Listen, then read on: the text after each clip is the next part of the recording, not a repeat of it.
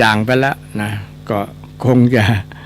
มีโอกาสมาพบปะกับศรัทธาบ่อยครั้งขึ้นนะบ่อยครั้งขึ้นเพราะว่าก่อนหน้านี้ก็มีทั้งงานหลัดงานหลวงงานส่วนตัวงานอันนั้นอันนี้สปะอย่างเนาะเพราะว่าตุเจ้านี้ก็เป็นคนของสังคม เป็นคนของศรัทธาศรัทธาไปนิมนต์ไปหั่นนิมนต์ไปนี่ก็จำเป็นต้องไปแต่ก็อุ่นใจที่มีท่านอาจารย์พระครูเปิ้นได้แก้ไขแก้คัดให้ในส่วนที่เวลาที่กระผมอาตมาภาพก็ได้มาจัดรายการก็คือเติงหาศรัทธาท่านผู้ฟังอยู่นะว่าคงจะลืมกันแล้วก้าเนาะ แต่ก็มีศรัทธาบางผู้บางท่านก็ยังจำก็ยังฟังเป็นประจำก็ยังถามหาอยู่นะช่วงที่แต่มาบ่ได้มาจัดรายการก็มีศรัทธาบางท่านที่ได้ถามว่าท่านเป็นผู้จัดรายการธรรมะที่ขึ้น 104.5 ก็ที่วัดฝายหินนั่นก็บอกว่าแม่นแล้วเหรอเนาะกับข้าเจ้าก็ฟังอยู่เป็นประจำพอดีพระโยมมาเลี้ยง มาเลี้ยงเพลมาถวายเพลแต่สามเณรภาคฤดูร้อนปีนี้ไปพักที่วัดสันอุ้มวัดที่อาตมาดูแลอยู่ก็ไปพักแล้วก็เปิ้นก็ได้ถามว่าเปิ้นก็เป็นแฟนพันธุ์แท้ฟังเป็นประจำเปิดวิทยุละไว้เลยวานนะก็อนุโมทนาสาธุที่ศรัทธาญาติโยมฟังนะฟังเป็นประจำแต่ก็ไม่ได้โทรมานะเพราะว่าการฟังนั้นเป็นว่าเป็นการสั่งสมสุตตะ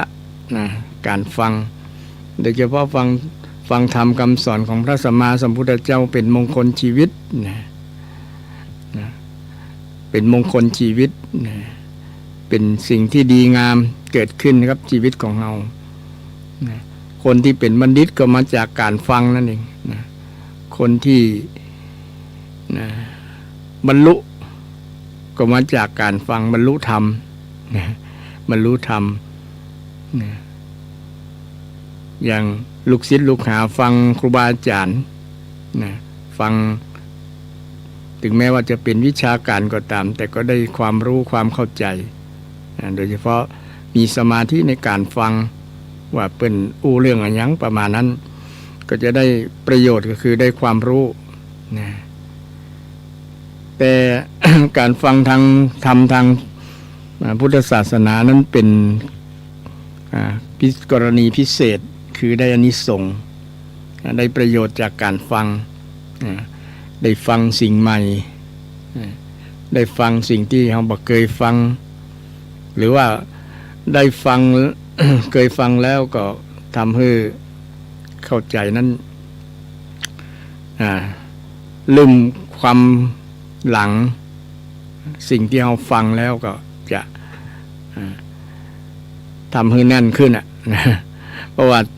คำสอนของพระสัมมาสัมพุทธเจ้าต้องฟังบ่อยๆอย่างพุทธเจ้าก็เทศบ่อยๆเทศเรื่องเดิมนั่นแหละอู้เรื่องเดิมอู้เรื่องเดิมแต่คนเราก็อย่างว่ามันถ้าเมินมาฟังเตือนมันก็ลืมไปพ่องอย่างพ่องประมาณนั้นเนาะต้องอาศัยการฟังเจี่ยฟังบ่อยๆนะอย่าใกล้ก็แล้วกัน ฟังเทศฟังธรรมเพราะว่ารสของพระธรรมนั้นเป็นรสที่ชนะกว่ารสทั้งหลายนะบรรดารสทั้งหลายนะบรรดาสิ่งทั้งหลายการฮือธรรมะก็เช่นเดียวกันเป็นการชนะการฮือหลายๆอย่างนะการฮือทั้งปวงการฮือทุกสิ่งทุกอย่างนะบ่เท่ากับการฮือธรรมะนะธรรมะนี่ความรู้นี่อมตะธรรมสิ่งที่ดีสู่ชีวิตซึ่งเป็นการลงทุนบ่นักบ่หลายเพียงเงี้ยโสตประสาทเงี้ยหูฟังตั้งใจฟังก็จะได้ประโยชน์จากการฟังได้ฟังสิ่งใหม่เข้าใจสิ่งเก่าบรรเทาความกังขาบรรเทาความสงสัยเอาสงสัยยัง บางเตือเราได้ฟังข้อความที่เราอยากฟังนั่นแหละเห็นครูบาอาจารย์บางรูปบางตนอูในสิ่งที่เราต้องการฟังที่สงสัยมาเมินพอดีเปิดคลื่นวิทยุรับฟังแล้วก็เข้าใจนี่เป็นอานิสงส์เป็นประโยชน์จากการฟังบางครั้งเอาหาคำตอบมาเมินแต่บ่มีได้รับคำตอบสักเตื้อแต่มีครูบาอาจารย์บางรูปบางตนเปิ้นมาบรรยายธรรมมาเทศแสดงธรรมให้ฟังเอาก็เข้าใจในข้อสงสัยที่ติดค้างมันขำจิตขำใจมาเมินแต่เมื่อฟังแล้วก็เข้าใจในสิ่งนั้นอันนี้เป็นอานิสงส์การฟังแล้วก็ทำให้จิตใจสบายที่สำคัญเกิดสัมมาทิฏฐิเกิดสติปัญญาเกิดความเข้าใจที่ถูกต้องเกิดความเข้าใจที่ถูกต้องเป็นอานิสงส์เกิดสัมมาทิฏฐิเกิดความเข้าใจที่ถูกต้องบางครั้งเราเข้าใจในธรรมคำสอนของพระเจ้าโดยที่ฟังกันมาสืบกันมาปฏิบัติสืบกันมาเป็นต้นนะแต่เมื่อมีการฟังบ่อยๆหรือว่าฟังพระสงฆ์องค์เจ้าบางรูปบางตนเป็นอธิบายได้เข้าใจดีนะก็เกิดสัมมาทิฏฐิจากที่เราเข้าใจผิดก็มาเข้าใจถูกเข้าใจถูกเช่นเข้าใจเรื่องการ เรื่องศีลเรื่องทานหมู่นี้นะบางครั้งเราก็เข้าใจไปอย่างหนึ่งเข้าใจไปอย่างหนึ่งไปฟังคนนั่นก็ว่าไปอย่างคนนี้ก็ว่าไปอย่างว่าคนละอย่างสองอย่างไปแต่เมื่อ เราฟังแล้วเปรียบเทียบก็เกิดองค์ความรู้องค์ความรู้ที่เราได้สะสมมาก็ทำให้เกิดความเข้าใจถูกโดยเฉพาะคำสอนทางพุทธศาสนาพระพุทธองค์ทรงเน้นเรื่องให้เข้าใจถูกเพราะเป็นหลักในการปฏิบัติเป็นหลักในการปฏิบัติของคนเราเมื่อคนเราเข้าใจถูกเข้าใจถูกหรือภาษาพระพุทธองค์สัมมาทิฏฐิสัมมาทิฏฐิเข้าใจถูกต้องเห็นถูกต้องแล้วก็นำไปสู่การที่ถูกต้องคิดถูกต้องการกระทำที่ถูกต้องการดำเนินชีวิตที่ถูกต้องไปตามลำดับเหมือนเฮาเปิ้นว่าใส่ลูกกระดุมลูกบัดต้อมบักอย่างภาษากำเมืองอาตมาก็บอกคุ้นชินบ่ถนัดเลยเรื่องนี้บางซับบางอย่างออกสำเนียงบ่ถูกแต่สมมาภัยเพราะว่าไม่ใช่คนเมืองโดยแท้แต่ก็มาอยู่เมืองเชียงใหม่เมินเป็น30กว่าปีแล้ว30กว่าปีที่มาอยู่เชียงใหม่บ้านเกิดแต่ก็อยู่โคราชนครราชสีมาแล้วก็มาโตมาใหญ่ที่กำแพงเพชร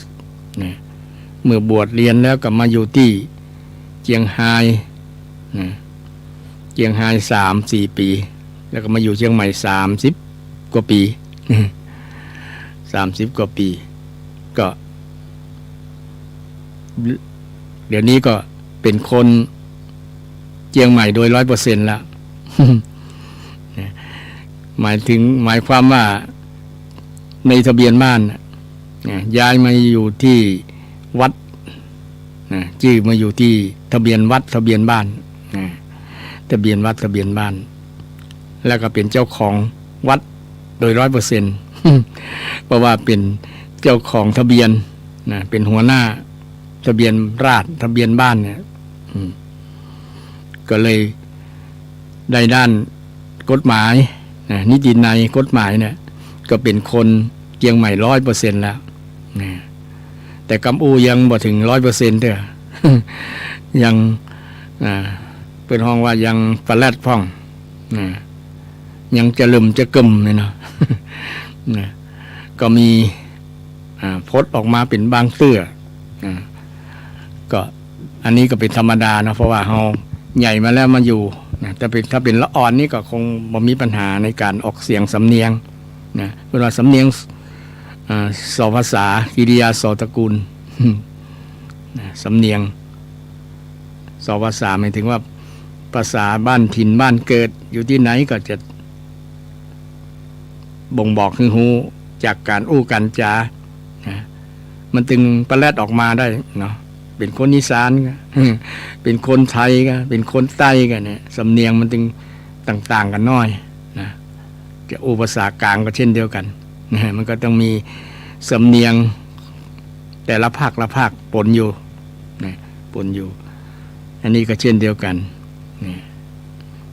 นี่อู้เรื่อง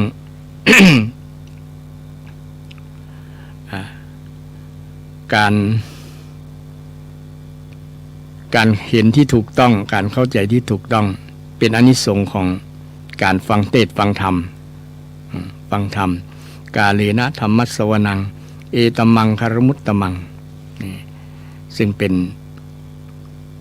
ประโยชน์ของการฟังโดยเพียงแค่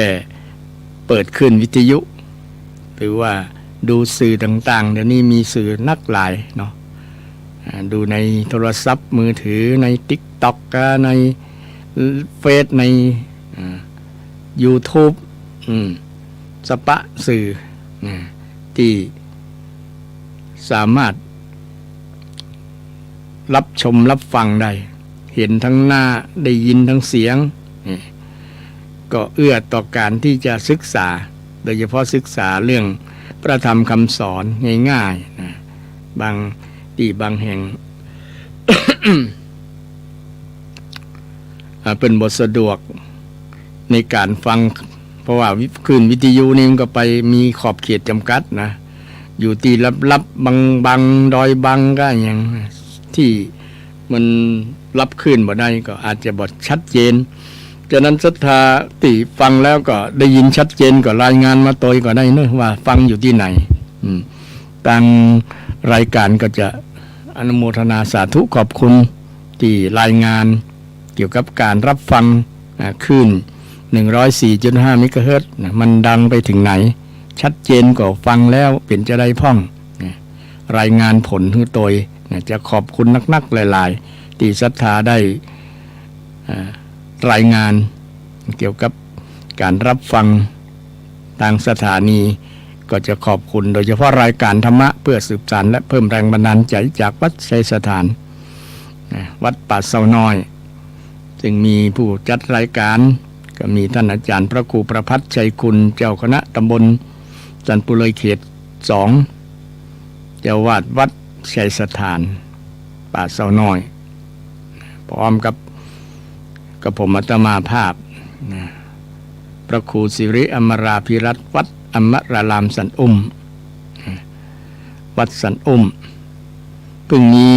ปล่อยหลวงไปวันเดือนมีนาวันที่7ที่8มีนา6 7 8มีนาศรัทธาท่านใดได้ไปก็เจริญพรขอบคุณก็มีศรัทธาแม่บ้านจังฟ้อนหลายบ้านปีนี้นะ60เกือบ70นะจังฟ้อนแม่บ้านนะไปฟ้อนในงานปล่อยหลวงที่ผ่านมาเจริญพรขอบคุณในน้ำจิตน้ำใจของศรัทธาแม่บ้านและศรัทธาปออกแม่ออกที่ไปร่วมกันทำบุญปล่อยหลวงนะปล่อยหลวงที่ผ่านมาปล่อยหลวงวัดสันอุ้มนะวัดสันอุ้มก็ศรัทธาไปนาคไปหลายก็เจริญพรขอบคุณนักเจริญพรขอบคุณย้อนหลังที่ศรัทธา มีน้ำจิตน้ำใจไปร่วมกินร่วมตานกับงานปล่อยหลวงที่วัดสันอุ้มวัดอนามาที่ดูแลรักษาอยู่นะก็เป็นที่ม่วนงานสันเล่ากันศรัทธาก็ม่วนอกม่วนใจนะได้จัดการจัดงานพร้อมเพรียงกันความสามัคคีธรรมเกิดขึ้นเป็นสิ่งที่เป็นมงคลชีวิตที่ผ่านมาก็อนุโมทนาสาธุกับทุกท่านทุกคนวันนี้ก็อู้ไปเรื่อยๆนะ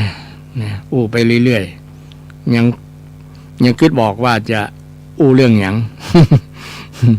อู้เรื่องหยังศรัทธาฟังเพราะว่ามันมีหลายเรื่องหลายราวแล้วแต่กำอู้ปลาไปก็แล้วกันเนาะศรัทธา นะเกี่ยวกับเหตุการณ์บ้านเมืองตัวนะเหตุการณ์บ้านเมืองตีเดือนผ่านมานะเดือนมีนากันเนาะตีวันตีอะไรวันที่27 28เนาะวันที่28แผ่นดินไหวนะก็ทำให้เกิดความตื่นตระหนกตกใจและได้รับผลกระทบกับโดยเฉพาะกรุงเทพมหานครตึกสตงถล่มนะถล่มลงมาก็มีคนเสียชีวิตและสูญหายไปร้อยกว่าคนเนาะแต่ก็มีคนรอดอยู่นะแต่ก็สูญหายไปหลายอยู่ยังคนบ่ป้าด้วยก็เป็นการสูญเสียนะทำให้คนตื่นตระหนกตกใจแล้วก็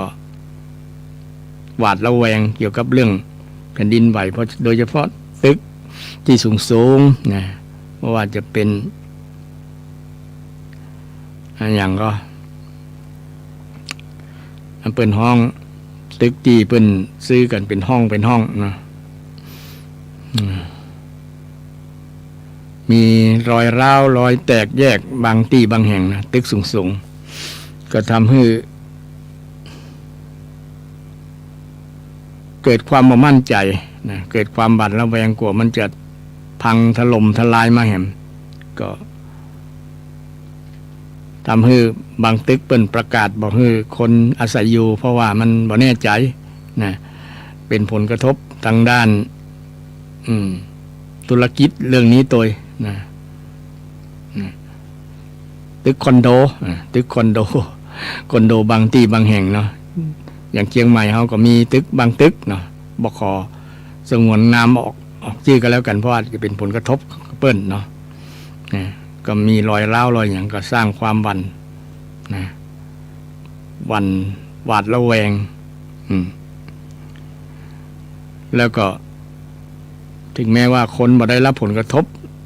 เกี่ยวกับเรื่องที่อยู่ที่อาศัยก็ตามแต่ก็วิตกกังวลกลัวมันจะเกิดขึ้นแหมเกิดหวาดระแวงนอนบ่หลับกินบ่ล้ำก็มีบางคนนะแต่บางคนก็บ่มีความอย่างเพราะว่ามองเป็นเรื่องของธรรมชาตินะเรื่องของธรรมชาติที่มันปรับตัวของมันปรับตัวคือตรงในโลกนี้มันกวางเนาะศรัทธามันกวางเมื่อกวางแล้วดินมันก็ยุบลงมันบ่จะยุบน้อยๆมันยุบเป็น ลายอยู่นะเกี่ยวกับรอยเลื่อนที่มันเป็นเลื่อนตัวนะมันยังบ่เข้าตีมันมันลงถึงตีมันเพราะว่าตรงในนี่มันเป็นมันมีไฟนะดินมันห่อไฟน้ำห่อไฟอยู่แล้วนะศรัทธาในโลกเนี่ยนะกลางโลกมันยังเป็นไฟก้อนไฟอยู่หรอถ้าก้อนไฟมันได้เย็นตัวลงมันก็จะกวางนะกวางแต่ที่ไหนมัน มันยังบ่เย็นมันก็มีลาวาเนี่ยออกมาจากป่องภูเขาไฟเนี่ยเช่นหลายๆประเทศญี่ปุ่นประเทศฟิลิปปินส์เนี่ยประเทศอินโดนีเซียเนี่ยนะเดี๋ยวนี้ก็ยังมีคุกรุ่นอยู่ด้วยลาวาภูเขาไฟมันพ่นออกมาเป็นเตื้อนะทำให้คนหวาดระแวงกลัวมันจะ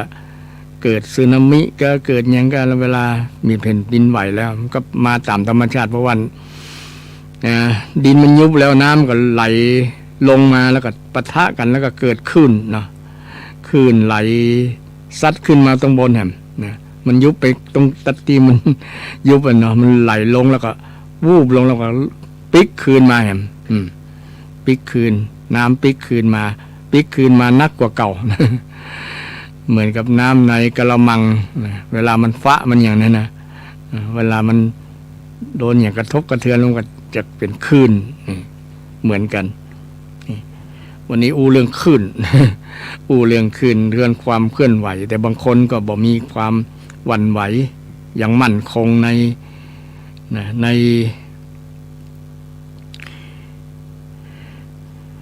ใจยังมั่นคงอยู่มั่นคงในความดีงามนะมั่นคงในบุญในกุศลถึงแม้ว่าจะเกิดภัยธรรมชาติจะได้ก็ตามก็ไม่ได้หวั่นไหวว่ามันเป็นธรรมชาตินะมันต้องเกิดแล้วก็บ่มีอย่างที่แม้แต่นักวิทยาศาสตร์หรือว่าภัยที่จะทำนายหรือจะคำนวณไว้ว่ามันจะเกิดวันใดก็คำนวณมาได้เพราะว่ามันเป็นสิ่งที่เกินความสามารถของคนที่จะกำหนดได้นะ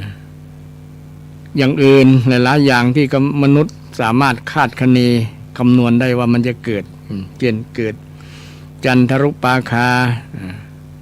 กบกินเดือน หรือว่าเงาโลกบังดวงอาทิตย์บังโลกโมนี่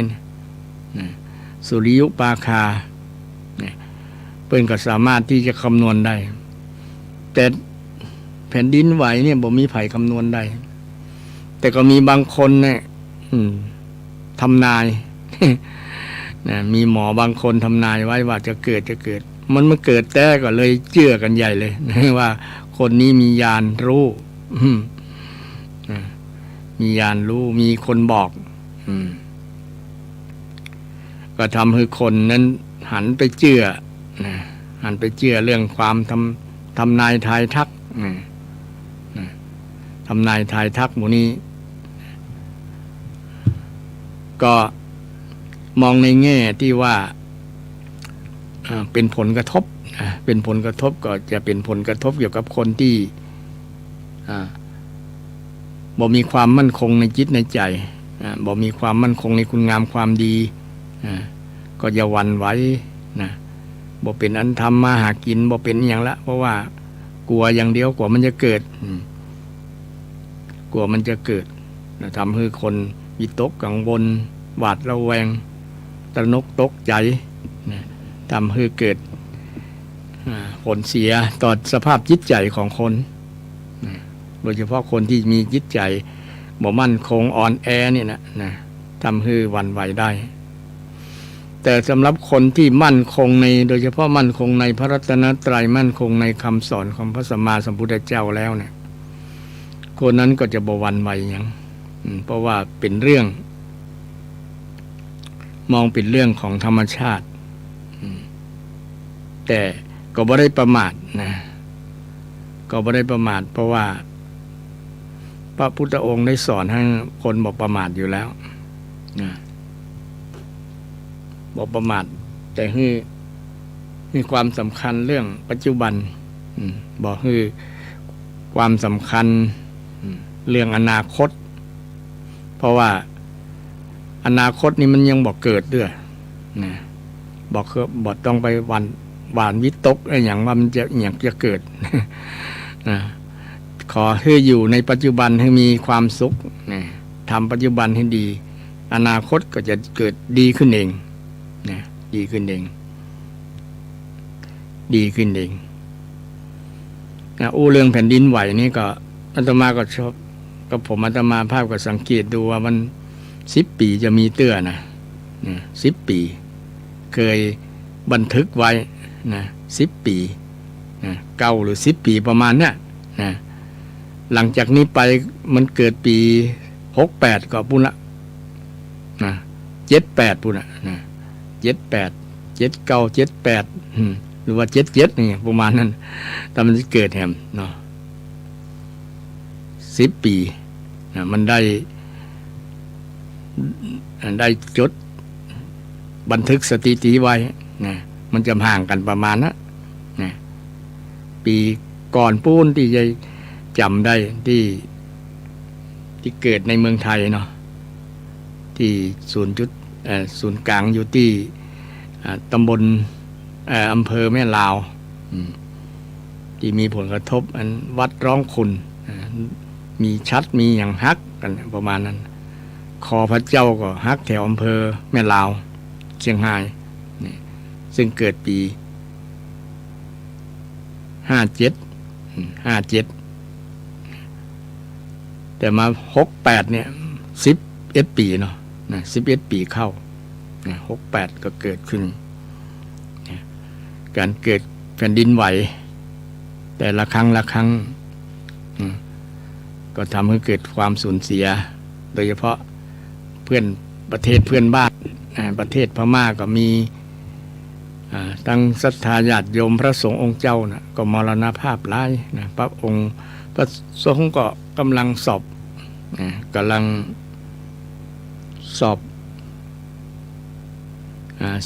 นักธรรมสอบบาลีของเบิ้ลนะที่เป็นวัดใหญ่นะกำลังสอบทำการสอบ ก็มีเกิดแผ่นดินไหวขึ้นนะก็เลยทำให้อาคารสถานที่นะมันลั่นมันยุบลงทำให้พระสงฆ์องค์เจ้าถึงมรณภาพแล้วก็มีศรัทธาญาติโยมนะบาสิกาประเทศพม่าก็ตายหลายเป็นหลายพันนะหลายพันคนทำให้เกิดความโศกนาฏกรรมเนาะเป็นความสูญเสียทางด้านจิตใจโดยทางด้านเศรษฐกิจหลายๆอย่างนะมันเสียแม้แต่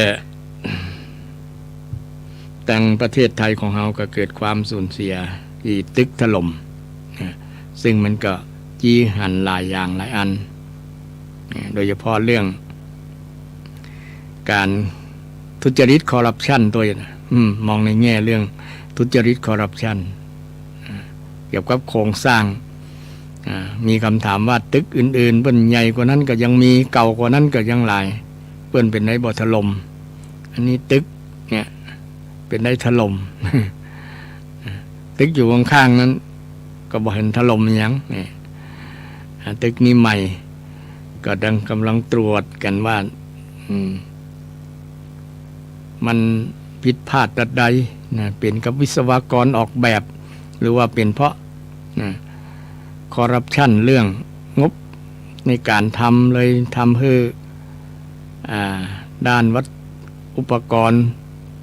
ก่อสร้างต่างๆมันลดจำนวนลดปริมาณลงนะบ่เอาคุณภาพ เอาปริมาณนะบ่เน้นคุณภาพนะเล็กก็เล็กราคาถูกบ่ได้ตามมอกนะมาตรฐานของเล็กอย่างประมาณนั้นทำให้เล็กต้านน้ำหนักแรงกดแรงดันแรงโยกบ่ไหวเลยสุดตัวลงมองไปถึงเรื่องทุจริตคอร์รัปชันได้ ก็ใครทำคนนั้นก็ได้รับเนาะคนที่ทำทุจริตคอร์รัปชันต่างๆก็ทำให้เกิดความเสียหายต่อเศรษฐกิจต่อประเทศชาตินะประเทศชาติก็จะเป็นการประจานประเทศในตัวเนาะถ้าลักษณะที่ว่าเป็นประเทศที่มีคอร์รัปชันนัก โดยเฉพาะโครงการของรัฐบาลนะใครได้เหมามาแล้วก็ทำกว่าจะมาถึงคนรับเหมาคนสุดท้ายเนี่ยมันกินมาหลายทอดประมาณนั้นนะกว่าจะมาถึงคนทำแท้ๆเนี่ยนะผ่านนายหน้าหลายด่านนะถ้าเป็นประมูลก็หัวประมูลกันอย่างมีนอกมีในกันประมาณนั้นนะซึ่งก็บ่งบอกถึงว่าเป็นการทุจริตคอร์รัปชันเป็นการทำสิ่งที่บ่ถูกบ่ต้องผิดศีลธรรมตัวนะผิดศีลธรรมนะทำให้ผลเสียออกมาเสียหลายอย่างเสียทั้งชีวิตเสียทั้งด้านเศรษฐกิจต่างๆนะทำให้มันเป็นผลเสียนะหลายอย่างนะ ฉะนั้นทั้งนี้ทั้งนั้นก็ส่วนหนึ่งมาจากน้ำมือนะที่ว่าแผ่นดินไหวเนี่ยมาจากน้ำมือของมนุษย์นะส่วนหนึ่งนะมาจากน้ำมือของมนุษย์ที่ว่าน้ำมือของมนุษย์ก็เพราะว่ามนุษย์เนี่ยนำทรัพยากรธรรมชาตินะดูดแก๊สดูดน้ำมันนะแม้แต่น้ำบาดาลอย่างต่างๆเนี่ย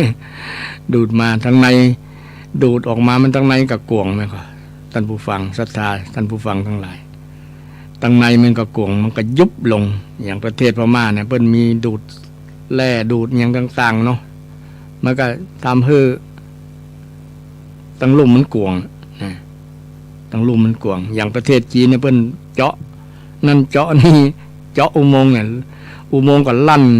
นะยุบตัวลงก็ทับคนตายเป็นหลายแล้วนะเป็นหลายพันคนแหละนะที่ถูกดินมันยุบลักษณะนั้นอ่ะคนที่เอานำธรรมชาติมาใช้แล้วธรรมชาติก็มันก็ปรับตัวของมันเนาะดินที่มันอยู่ตรงบนมันก็นักน้ำหนักมันก็กดดันลงไปตรงลุ่ม ที่มันกวงนะที่มันกวงนี่ก็ส่วนหนึ่งมาจากน้ำมือมนุษย์ที่ทำให้แผ่นดินมันไหวนะแผ่นดินมันไหวที่คนสมัยก่อนว่ามาจากป่าโลมาก็มาจากอันนั้นอันนี้ แม้แต่โยงไปถึงว่าพระพุทธเจ้าประสูติก็ดีตรัสรู้ก็ดีมีแผ่นดินไหวเนี่ย ก็มีเกี่ยวกับนี่นะแผ่นดินไหวแต่ส่วนหนึ่งถ้าอูหลักวิทยาศาสตร์นะมันก็เป็นการปรับตัวของเปลือกโลกนะมันปรับตีตั้งในมันกวงมันก็ปรับลงปรับลงคือมันอยู่ตัวคือมันแน่นอย่างคนอย่างเฮาแปลงบ้านเนาะขุดบ้านขุดดินเนี่ยขึ้นมาแล้วก็เวลาจะขุดดินขุดเสาบ้านทีนี้เอาดินใส่นะมันบ่ได้อัดแน่นนะเวลาฝนตกลงมายุบมันโอ้บางที่บางแห่งเนี่ยยุบเป็นศอกยุบถึงเป็นเข่าเนาะดินมันบ่แน่นมันบ่อยู่ตัวเมื่อฝนตกหลายๆหาหลายๆตีแล้วมันดินมันก็ชำระน้ำก็ชำระดินลงไปให้มันแน่นให้มันติดกันเป็นแผ่นเดียวกันแต่ก่อนมันโกงทั้งในอันไหนอันนี้ก็เช่นเดียวกันแผ่นดินไหวนะแผ่นดินไหวทำให้กวงทั้งในมันมาจากดินมันกวงทั้งในทำให้มันตัวดินมันยุบตัวลงมาจากน้ำมือมนุษย์นั่นเองส่วนหนึ่งนะส่วนหนึ่งไม่ใช่ทั้งหมดนะไม่ใช่ทั้งหมดนะแล้วอนาคตเป็นก็จะทำนายกันว่าแผ่นดินเมืองไทยเนี่ยนะเกือบกึ่งเนี่ยจะเป็นทะเล เพราะว่าอันนี้ก็อาศัยมนุษย์มือมนุษย์นั่นแหละทำให้ขั้วโลกเหนือขั้วโลกใต้ที่มันเป็นทะเลเป็นภูเขาน้ำแข็งนะเป็นภูเขาเป็นดอยน้ำแข็งใหญ่มหึมาทีเดียวแหละถ้ามันมันละลายแล้วน่ะมันจะเพิ่มน้ำทะเลขึ้นน้ำทะเลก็จะสูงขึ้นเป็นเม็ดเนี่ยนะสูงขึ้นเป็นเม็ดแต่สูงขึ้นเป็นเม็ดแล้วก็กรุงเทพแถวนั้นเนี่ยท่วมหมดนะ2 เมตรก็ท่วมขึ้นมาเพ่2-3 เมตรเนาะท่วมขึ้นมาถึงนครสวรรค์นะเพ่ตากก็จะเป็นชายทะเล จังหวัดตากจังหวัดกำแพงเพชรเนี่ยนะจะเป็นชายทะเลแล้วก็ภาคอีสานส่วนหนึ่งก็จะเป็นทะเลเช่นเดียวกันเพราะว่ามันทะเลมันหนุนขึ้นมาหนุนขึ้นมาแม่น้ำโขงก็เป็นทะเลแถวรอบใกล้ๆแม่น้ำโขงก็เป็นทะเลโมดเนี่ยเปิ้นคำนวณกันไว้ว่าถ้ามันนายมดนะน้ำแข็งมันนายมดดังนั้นก็มีคนตื่นตระหนกเรื่องเนี้ยนะตื่นตระหนกเรื่องนี้ ย้ายบ้านย้ายตีมานะมาตีเจียงใหม่เจียงไฮ้กันนักศรัทธาลองสังเกตคนที่แปลงบ้านจัดสรรเนี่ยแปลงขายดิบขายดีส่วนหนึ่งคนที่ได้ข่าวเนี่ยได้ข่าวเกี่ยวกับเรื่องน้ำทะเลมันจะหนุนเนี่ยกรุงเทพน้ำจะท่วมมิดบ่เรือคนก็ตื่นตระหนกตกใจแต่มันยังมาเกิดง่ายแล้วนะยังมาเกิดง่ายแต่อาจจะง่ายก็ได้ถ้ามันอยู่ที่น้ำมือมนุษย์นะมือมนุษย์ลองไปละลายน้ำแข็งคือน้ำแข็งมันน่ายนะมันเป็นน้ำออกมาเนี่ยนั่นจะหั่นในการนั้นเร็วๆเนี่ยนะอันนี้ที่อูนี่ก็จี้หันวันมนุษย์เนี่ยสามารถทำให้การเปลี่ยนแปลงของโลกได้นะโลกที่หมุนเนี่ยหมุนไปในทิศที่มันเปลี่ยนการโคจรนะมันอาจจะเอียงนะแกนจะเอียงไปน้อยไปนิดเนี่ยมันก็เป็นส่วนหนึ่งมาจากน้ำมือมนุษย์ที่ไปทำลายป่าไม้นะทำลายป่าไม้ที่มันทำให้ความร่มเย็นมันทำให้ดูดซับดูดน้ำดูดฝนนะแล้วก็ทำให้เกิดโลกร้อนนะอากาศร้อนศรัทธาลองสังเกตท่านผู้ฟังลองสังเกตว่านะมันจะร้อนขึ้นเพิ่มขึ้นเรื่อยๆโลกเนี่ยเพราะว่าความเย็นมันบ่มีปกคลุมแผ่นโลกนะโซนอากาศโซนบรรยากาศเนี่ยมันออกซิเจนมันน้อยลงกับมีแต่อย่างอื่นทำให้เกิดความร้อนขึ้นปกคลุมโลกอยู่แล้วทำให้โลกเมื่อโลกร้อนแล้วอ่ะมันวิธีโคจรของโลกมันก็จะเปลี่ยนไปนะเปลี่ยนไปเอียงไปนะอาจจะโคจรไวกว่าปกติหรือว่าจะช้ากว่าปกติก็ขึ้นอยู่ที่เนี่ยเกี่ยวกับอุณหภูมิของโลกนะมันมีผลต่อการโคจรนะผลต่อการโคจรถ้าโลกตั้งในมัน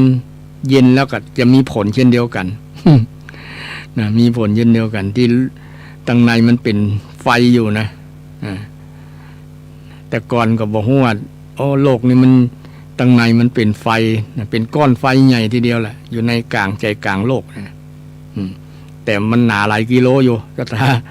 มันหนาหลายกิโลแต่ที่บางๆก็มีที่มันพดออกมา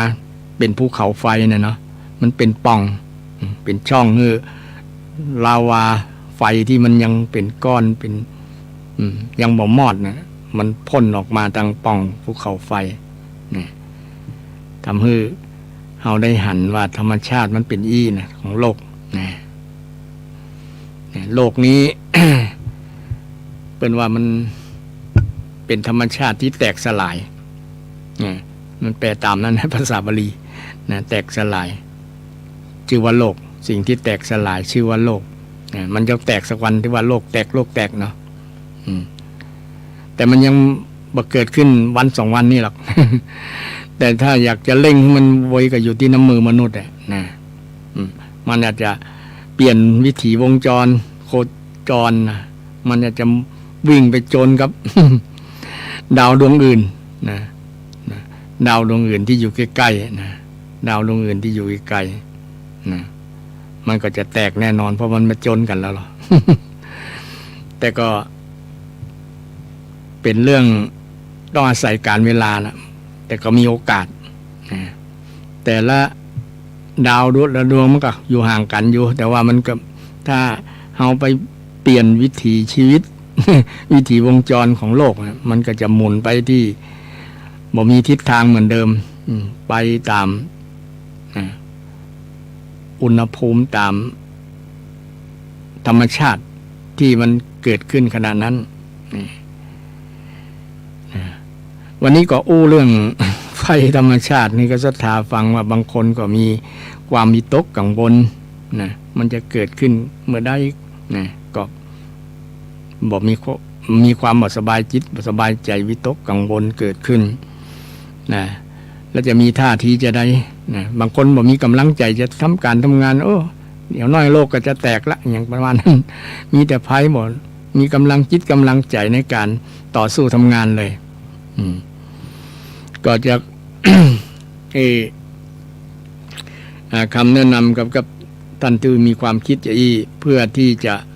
ให้เกิดกำลังใจนะเกิดกำลังใจในการที่จะต่อสู้กับภัยทั้งหลายเพราะว่าคนเราเกิดมาก็มีภัยอยู่แล้วเนาะศรัทธามีภัยสปะภัยแหละเริ่มตั้งแต่ภัยคือความแก่ภัยคือความเจ็บภัยคือความตายมีทุกข์นั่นแหละคนเราเกิดมาประสบกับภัยประสบกับความทุกข์ต่างๆเนี่ยเจออยู่แล้วจะเจอนักเจอน้อยก็อยู่ที่เหตุปัจจัยเหตุปัจจัยแต่โดยเฉพาะคนไทยของเราเนี่ยถือว่าเป็นคนที่ ประชากรมีประชากรเป็นถิ่นประเทศไทยเป็นถิ่นที่เป็นสมรภูมิที่ถือว่าบ่เกิดภัยนักหลายเหมือนประเทศอื่นก็เกิดก็มีอยู่แต่มันบ่ถึงกับได้รับผลกระทบอย่างรุนแรงอย่างที่แผ่นดินพม่านะประเทศพม่าที่ผ่านมาเนี่ยสูญเสียนักหลายแต่ของเฮานะก็สูญเสียเล็กน้อยถ้าบ่มีการทุจริต ก็จะบ่เกิดการถล่มเพราะว่าตึกอื่นๆเปิ้นสร้างด้วยความแข็งแรงกับบ่หันถล่มไม่อย่างแต่ตึกที่มันถล่มเนี่ยเพราะว่ามันโครงสร้างก็มาจากการทุจริตของคนเฮาเนี่ยทำให้เกิดการสูญเสียเกิดการถล่มของตึกของตึกที่ ที่สร้างขึ้นมาด้วยความบ่ชอบงำพระบ่ชอบมาพากลก็คือการทุจริตนั่นเองถึงแม้ว่าจะกำลังตรวจสอบอย่างก็ตามแต่ก็พอสรุปได้ว่ามาจากน้ำมือของคนน้ำมือของคนเพราะว่าประเทศของเรานี้ยังถือว่าประเทศที่ปฏิรูปประเทศนะประเทศไทยเนี่ยไผก็ใครใดใครมาอยู่นะไผก็แน่จะมาอยู่นะคนต่างประเทศเพราะว่าประเทศไทยนี้อุดมสมบูรณ์มีทรัพยากรธรรมชาติมากมายเป็นถิ่นที่เหมาะที่จะอยู่นะเป็นแผ่นดินทำแผ่นดินทองที่เพิ่นกล่าวก่อนไว้หลายปีแล้วนะถึงแม้จะมีภัยบางอย่างก็มีอยู่แต่ว่ามันมีเล็กน้อยบ่มีนักมีหลายเหมือนบางประเทศเพิ่นเวลามีแผ่นดินไหวนะเช่นที่อินโดนีเซียเนี่ยนะตายเป็นแสนก็มีหรอนะตายเป็นแสนนะตายเป็นแสนคนเลยนะอยู่ในเขตอาเซียนเหมือนกันแต่ว่าประเทศไทยของเราเนี่ยถือว่าประเทศที่เป็นภูมิประเทศนะสถานที่เหมาะสมที่อยู่แล้วม่วนอยู่แล้วดีไผก็ใครมาไผก็ใครอยู่เนาะบางคนอยู่ม่วนแล้วก็บ่ปิกก็มีคนต่างชาติต่างที่นะ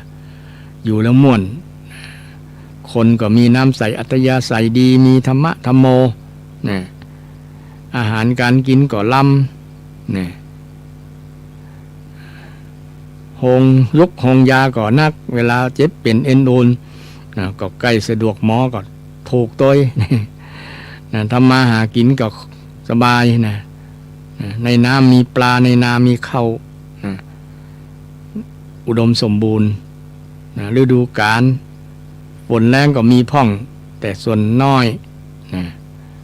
แต่ส่วนนักนี่ก็จะอุดมสมบูรณ์พืชพันธุ์ธัญญาหารต่างๆเนี่ย มันเหมาะมันเปิง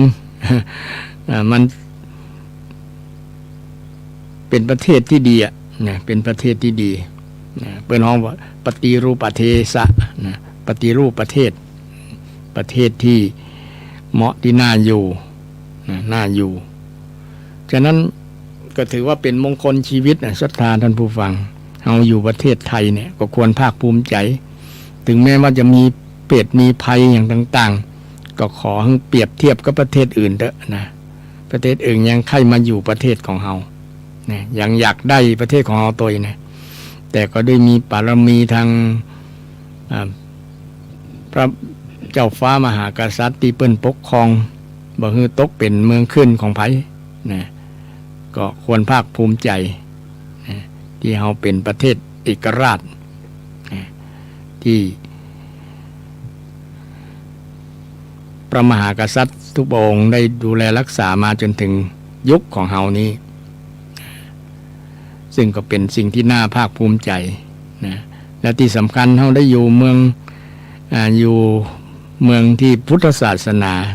มีคนนับถือนักหลายนะ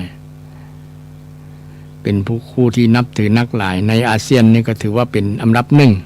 นะอันดับหนึ่งที่คนนับถือแต่คนที่นับถือในส่วนหนึ่งเนี่ยนะก็ยังต้องทำความเข้าใจในคำลักคำสอนของพระสัมมาสัมพุทธเจ้าบางคนก็มีความสำคัญน้อยเดียวหรือว่าบ่ให้ความสำคัญเลยก็มีแต่มีชื่อในทะเบียนบ้านว่าเป็นพุทธเนี่ยนะ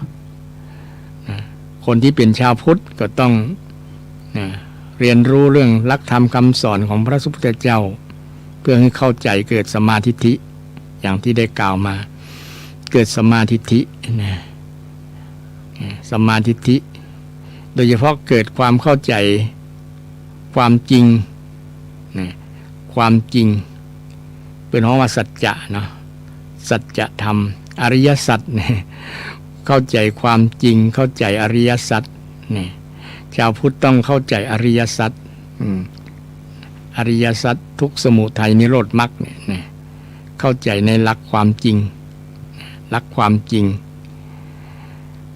หลักความจริงเป็นธรรมคำสอนที่พระเจ้าได้สอนความจริงให้คนได้รู้ความจริงให้คนได้รู้ความจริงอันอย่างคือความจริงพ่องทุกสิ่งที่มันปรากฏขึ้นต่างตาต่างหูต่างจมูกต่างลิ้นเนี่ยมันเป็นจริงเกิดขึ้น กับตากับหูจมูกลิ้นกายของเราเนี่ยคือเห็นหูเรื่องนี้นะเห็นหูเรื่องความจริงความจริงของร่างกายความจริงของชีวิตนะความจริงร่างกายกับใจนี่พระเจ้าสอนเรื่องนี้ให้รู้ความจริงนะต้องวงเล็บว่ารู้ความจริงโดยปรมัตถ์รู้ความจริงโดยปรมัตถ์รู้ความจริงโดยปรมัตถ์ความจริงมันมีสองอย่างนะสมมุติสัจจะจริงโดยสมมุตินะกับปรมัตถ์สัจจะความจริงโดยปรมัตถ์แต่ส่วนหลายคนที่ไปยึดติดไปยึดติดความจริงโดยสมมุติเข้าใจว่าอันนั้นเป็นความจริงสูงสุดความจริงเลยยึดไปว่าเข้าใจว่าตัวเฮาเนี่ยตัวเราตัวเขาเนี่ยมีแต่พระเจ้าสอนความจริงที่ปรมัตถ์ว่ามันบ่มีตัวเราและตัวเขาที่เฟิ่นฮ้องภาษาธรรมว่าเป็นอนัตตาบ่ใช่ตัวบ่ใช่ตัวพระเจ้าสอนให้หันความจริงว่ามันบ่ใช่ตัวเฮามันมีตัวแต่บ่ใช่ตัวเฮามัน ตัวธรรมชาติ เป็นตัวธรรมชาตินี่เริ่มฟังเข้าใจยากแล้วเนาะศรัทธาทั้งฟังว่าความจริงปรมัตถ์กับความจริงโดยสมมุตินี่เพราะว่าคำสอนทางพุทธศาสนาสอนให้เราเข้าใจความจริงโดยเฉพาะความจริงโดยปรมัตถ์บ่มีศาสนาไหนสอนนะความจริงโดยปรมัตถ์นี่ความจริงโดยปรมัตถ์ที่เราเข้าใจถึงวันนี้ส่วนนักเป็นความจริงโดยสมมุตินะเช่นร่างกายกับใจเฮาเนี่ยเฮาก็ว่ามันมีเฮาตัวเฮาตัวเฮาตัวสัตว์บุคคลเราเขามีเขามีเราอันจริงมันบ่มีเขามีเฮามีแต่รูปกับนามรูปกับนามกายกับใจแล้วกายกับใจนี่ก็บ่ใช่ของเฮาที่เป็นของเฮายึดมันเผลอไปยึดว่ามันเป็นเฮาบ่ได้นะเป็นเฮานะพุทธเจ้าสอนให้รู้ความจริงโดยปรมัตถ์มันบ่ใช่เฮานะเป็นของอนัตตาไม่ใช่เราและไม่ใช่เขาบ่ใช่เฮาแล้วไปที่อู้อยู่เนี่ยที่อาตมาอู้อยู่เนี่ยบ่ใช่ตัวพระครูกันก็บ่ใช่นะถ้าอู้โดยปรมัตถ์แล้วไม่ใช่แต่อู้โดยสมมุติแล้วใช่สมมุติคือการตั้งบัญญัติกันขึ้นนะคนเราตั้งบัญญัติกันขึ้นมาตั้งชื่อเพื่อที่จะสื่อสารให้เข้าใจไงถ้ามันเป็นรูปเป็นนามกันโมดท้องรูปกับนามคนนั้นก็ชื่อรูปกับนามเนี่ยมันจะสับสนโอลหม่านกัน บ่ฮู้ไผเป็นรูปกับนามคนนั้นก็รูปกับนามรูปกับนามบ่มีชื่อนามสกุลแตกต่างกันนะเนาะมันจะสื่อยากนะอันจริงแล้วมันก็เป็นรูปกับนามกันหมดแล้วแหละนะรูปกับนามแต่ว่าเพื่อที่จะให้แยกในการสื่อสารกันนะคนนี้ชื่อนั่นเน้ออย่างอาตมาชื่อพระครูสิริเนี่ยนะวัดสันอมนะพระครูสิรินี่ก็จะแยกจะได้รู้ว่ารูปนามนี่อยู่ที่ไหนนะรูปนามอยู่ที่ไหนนะจริงๆแล้วบ่ใช่เฮาบ่ใช่เขาเนี่ยแต่ทรัพย์สินเงินทองตั้งหลายเนี่ยมันเป็นเพียงธาตุนะแต่เอามาสมมุติเอาว่ามันเป็นสตางค์เป็นเงินเป็นทองนะตั้งกันขึ้นกระดาษเนี่ยเนาะจริงๆก็คือกระดาษเงินก็มีอัน แลกเงินที่เปิ้นเอามาเป็นเงินเหรียญเงินเนี่ยเนาะก็สมมุติกันจริงๆก็เป็นธาตุอย่างหนึ่งแร่ธาตุอย่างหนึ่งนี่ก็อยู่ในธาตุทั้ง4นั่นแหละที่มาประชุมกันนี่พระเจ้าพอละเอียดลึกถึงขนาดนั้นท่านผู้ฟังสอนให้หันความจริงนี่ว่ามันบ่มีเฮามันบ่มีเขาบ่ใจเฮาแล้วบ่ใจเขาเนี่ยเมื่อคนมีความเข้าใจความถูกต้องความจริงแบบนี้นะมันจะละอัตตาละตัวตนไผดาก็บ่เจ็บใจเพราะว่ามันบ่มีเฮาเจ็บใจแล้วหรอมันมีแต่รูปกับนามนะคนรูปนามด่ากันนะรูปนามด่ากันว่ากันนี่แต่เฮาไปยึดว่าเป็นเฮาก็เลยเจ็บใจเช่นคนด่าเนี่ยเนาะถ้าบ่มีชื่อเฮาอยู่ในคำด่านั้นก็บ่มีผลหยังแต่ถ้ามีชื่อตัวเฮาอยู่ในคำด่านั้นน่ะโอ้รู้สึกว่ามันเจ็บใจมันด่าเฮาแล้วเนี่ยมีเฮาขึ้นมาละนะเพราะว่าเฮาไปติดในชื่อเฮาในตัวที่ตั้งสมมุติกันนะชื่อไอ้ดำไอ้แดงอ้ายนะไอ้นั่นไอ้นี้ป่อนั้นป่อนี้ป่อมีป่อมานะแม่มาเป็นต้นก็สมมุติตั้งชื่อกันนะ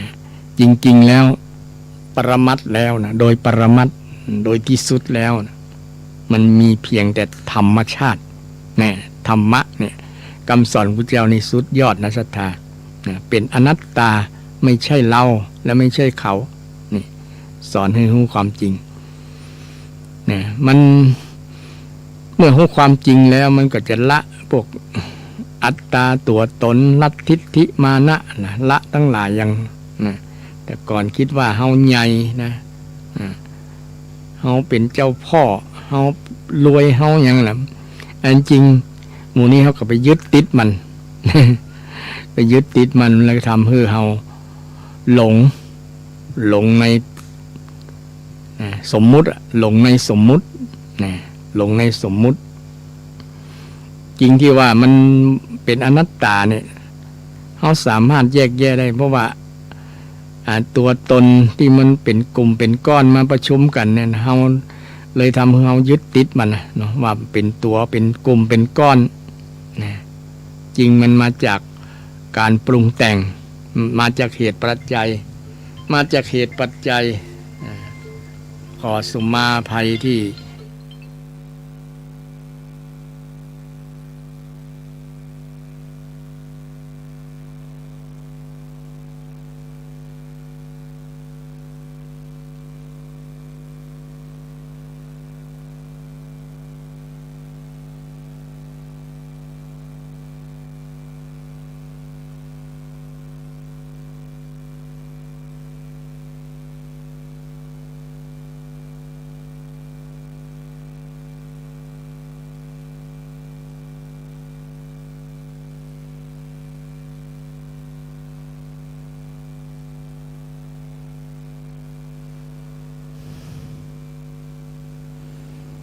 ก็ขอเจริญพรศรัทธาต่อแหมเนาะตะกี้ก็รับโทรศัพท์จากครูบาอาจารย์เปิ้นนิมนต์งานวิสาขบูชาที่วัดพระธาตุดอยสะเก็ดเดือนหน้านี้ก็เป็นวันสัปดาห์ส่งเสริมวันสำคัญทางศาสนาวันวิสาขบูชาเป็นวันที่คล้ายวันประสูติตรัสรู้ปรินิพพานของพระสัมมาสัมพุทธเจ้าโดยเฉพาะพระองค์ได้ทรงตรัสรู้เนี่ยตรัสรู้ความจริงตรัสรู้ความจริงของชีวิตเนี่ยความจริงของชีวิตพระองค์นี่ฮู้ก่อนเปิ้นในโลกนะเป็นผู้รู้ความจริงของชีวิตของโลกทั้งหลายนะมันเป็นจะอี้แล้วก็มาบอกมาสอนคนทั่วไปสอนให้รู้ว่าชีวิตของคนเฮาเนี่ยเป็นอนิจจังสัพเพสังขาราอนิจจาสัพเพสังขาราสัพเพแปลว่าทั้งสปะทั้งหลายสังขาราทั้งหลายทั้งปวงเนี่ยสัพเพสปะทั้งปวงทั้งหมดอนิจจาแปลว่าหมดเที่ยงชีวิตของคนเรามันหมดเที่ยงมันหมดแน่ ไม่เที่ยงและชีวิตของคนเราเนี่ยสัพเพสังขาราทุกขาเป็นทุกข์เป็นทุกข์คือทนบ่ได้บ่ทนชีวิตของคนเนี่ยบ่ทนต่อสภาพเดิมชีวิตของคนเราเนี่ยบ่ทนต่อสภาพความเป็นนม ผมที่เคยดำๆแล้วมันก็ทนมาได้มันก็มีเส้นขาวๆมาแซม แล้วก็ขาวไปในที่สุดนี่ผมงอกมันทนต่อความดำมาได้มันก็มาเป็นขาวสายตาทนต่อการพอเมินมาได้ก็มันก็มาเป็นสั้นยาวก็เคยยาวมาแล้วก็มาเป็นสั้นเนี่ยมันทนต่อสภาพเดิมมาได้เป็นห้องมาทุกขังอย่างศรัทธานั่งฟังมันเมินทนต่อ การฟังมาได้ก็เป็นทุกขังเหมือนกันมันทนต่อฟังเมินมาได้นั่งเมินปวดข้างแข้งปวดขาทนต่อสภาพเดิมคือนั่งก็ต้องเปลี่ยนอิริยาบถไปเตียวไปเดินพ่องไปนอนพ่องนั่งเมินกับเจ็บแข้งเจ็บขายืนเมินกับเมื่อยแข้งเมื่อยขาเช่นเดียวกันเตียวเมินกับเมื่อยแข้งเมื่อยขานอนเมินกับปวดหลังปวดเอวเหมือนกันนะเนาะหลังเปื่อยเหมือนกันเนี่ยคนนอนเมิน ทุกอิริยาบถมีแต่ทนสภาพมันเมินบ่ได้มันก็เปลี่ยนไปมันเปลี่ยนจากสภาพเดิมมันมาจากอนิจจานั่นแหละบ่เที่ยง มันเปลี่ยนบ่เที่ยงแล้วมันก็เปลี่ยน ลี่ยนจากสภาพนี้ไปเป็นสภาพนี้นี่ความจริงของชีวิตก็เป็นลักษณะนี้ท่านผู้ฟังพุทธเจ้าได้สอนไว้แล้วอนัตตาคือบ่ใช่ตัวบ่ใช่ตัวเฮาบ่ใช่ตัวเขาบ่ใช่ตัวเฮาแล้วเป็นไผนะก็เป็นธรรมะนะเป็นธรรมรูปมาธรรมนามมาธรรมนั่นแหละที่ถูกปรุงแต่งด้วยธาตุสี่ขันธ์ห้านะธาตุสี่ขันธ์ห้าธาตุดินน้ำไฟลมอยู่ในตัวเฮานะมันมาประชุมกันมารวมกันเหมือนกับอุปมาประไมยเหมือนรถยนต์เนี่ยเนาะเปิ้นเอา อะไรต่างๆมาประกอบกันแล้วนะเอาคันซีเอาล้อเอาพวงมาลัยเอาเครื่องมาใส่เอาหลายๆอย่าง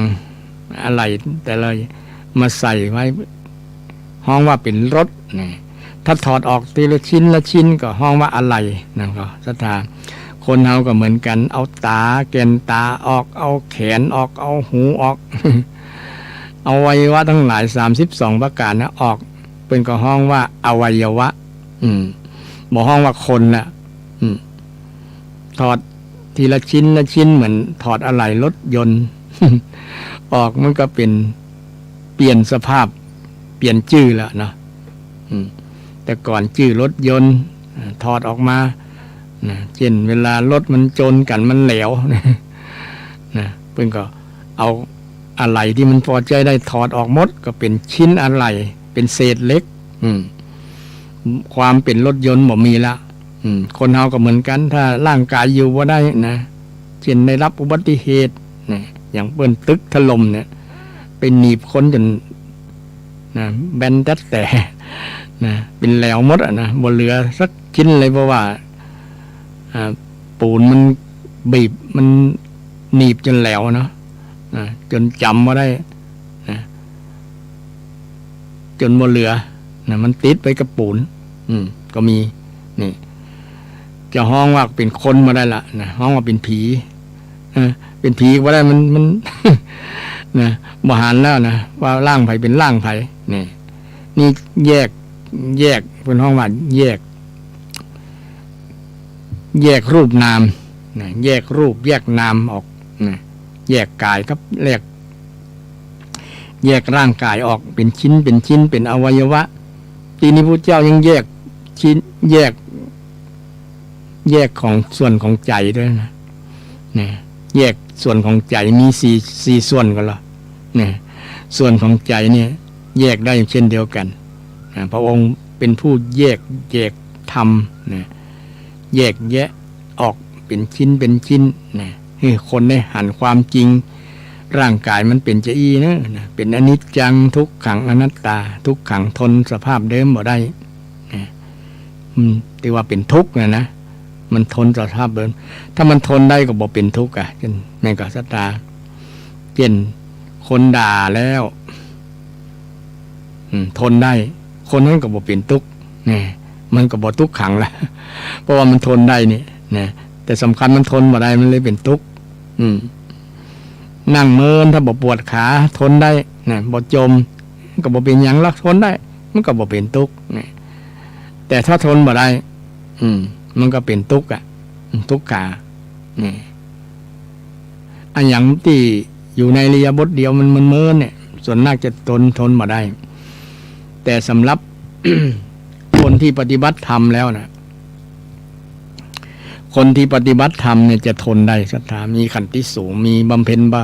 ขันติบารมีสูงเช่นเพิ่นนั่งเมินเนี่ยก็เพื่อว่าละอัตตาไงมันบ่ใจเฮาปวดนะบ่ใช่แข้งขาเฮานะนี่เพิ่นให้ทดสอบว่าแยกขันธ์แยกระหว่างแยกกายกับใจออกจากกันกายมันปวดกระจังมันบ่ใช่ใจแล้วใจนี่นะจะไปเป็นตัวสำคัญไปเป็นตัวปวดแทนนะตัวปวดแทนกายนี่เพิ่นให้แยกพุทธเจ้าก็แยกกายออกเป็น32ชิ้นเนาะตาหูจมูกลิ้นเกสาโลมานะขาทันตาตะโจมังสังนะหารูอัตถิมิชชังเนี่ยแยกออก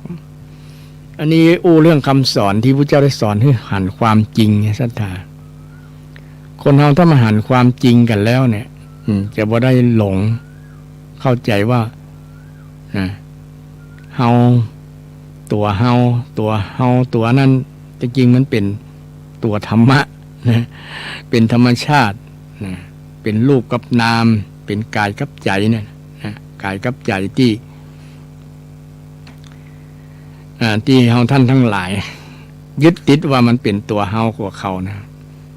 ยึดติดมาตั้งแต่ไหนแต่ไรละจนมันคุ้นเคยคุ้นชินเช่นเวลามีคนด่าเนี่ยเนาะมีคนว่าคนนินทาก็ตามนะถ้ามีชื่อของเฮาอยู่ในนั้นมันว่าเฮามันนินทาเฮาเราเนี่ยเริ่มเดือดร้อนละถ้าบ่มีชื่อเฮา ถ้าบ่มีชื่ออยู่ในกรรมเล่าขวัญนินทาหรือว่าด่าเนี่ยเนาะมันก็บ่มีผลต่อเฮาละนะเพราะว่ามันเฮาไปยึดในนั้นว่าเป็นเฮาแล้วหรอยึดกายกับใจเนี่ยเป็นเฮาเป็นเราเป็นเขาเป็นมึงเป็นคิงเป็นห้านี่แหละนะไอ้มูนี้เป็นสมมุติที่สื่อความหมายให้เข้าใจกันบ่ได้นะแต่อู้โดยปรมัตถ์ความจริงจริงๆแล้วมันเป็นอนัตตาไม่ใช่เรานะต้องพยายามทำความรู้สึกว่ามันไม่ใช่เราเป็นคาถาไปเลยสักนะ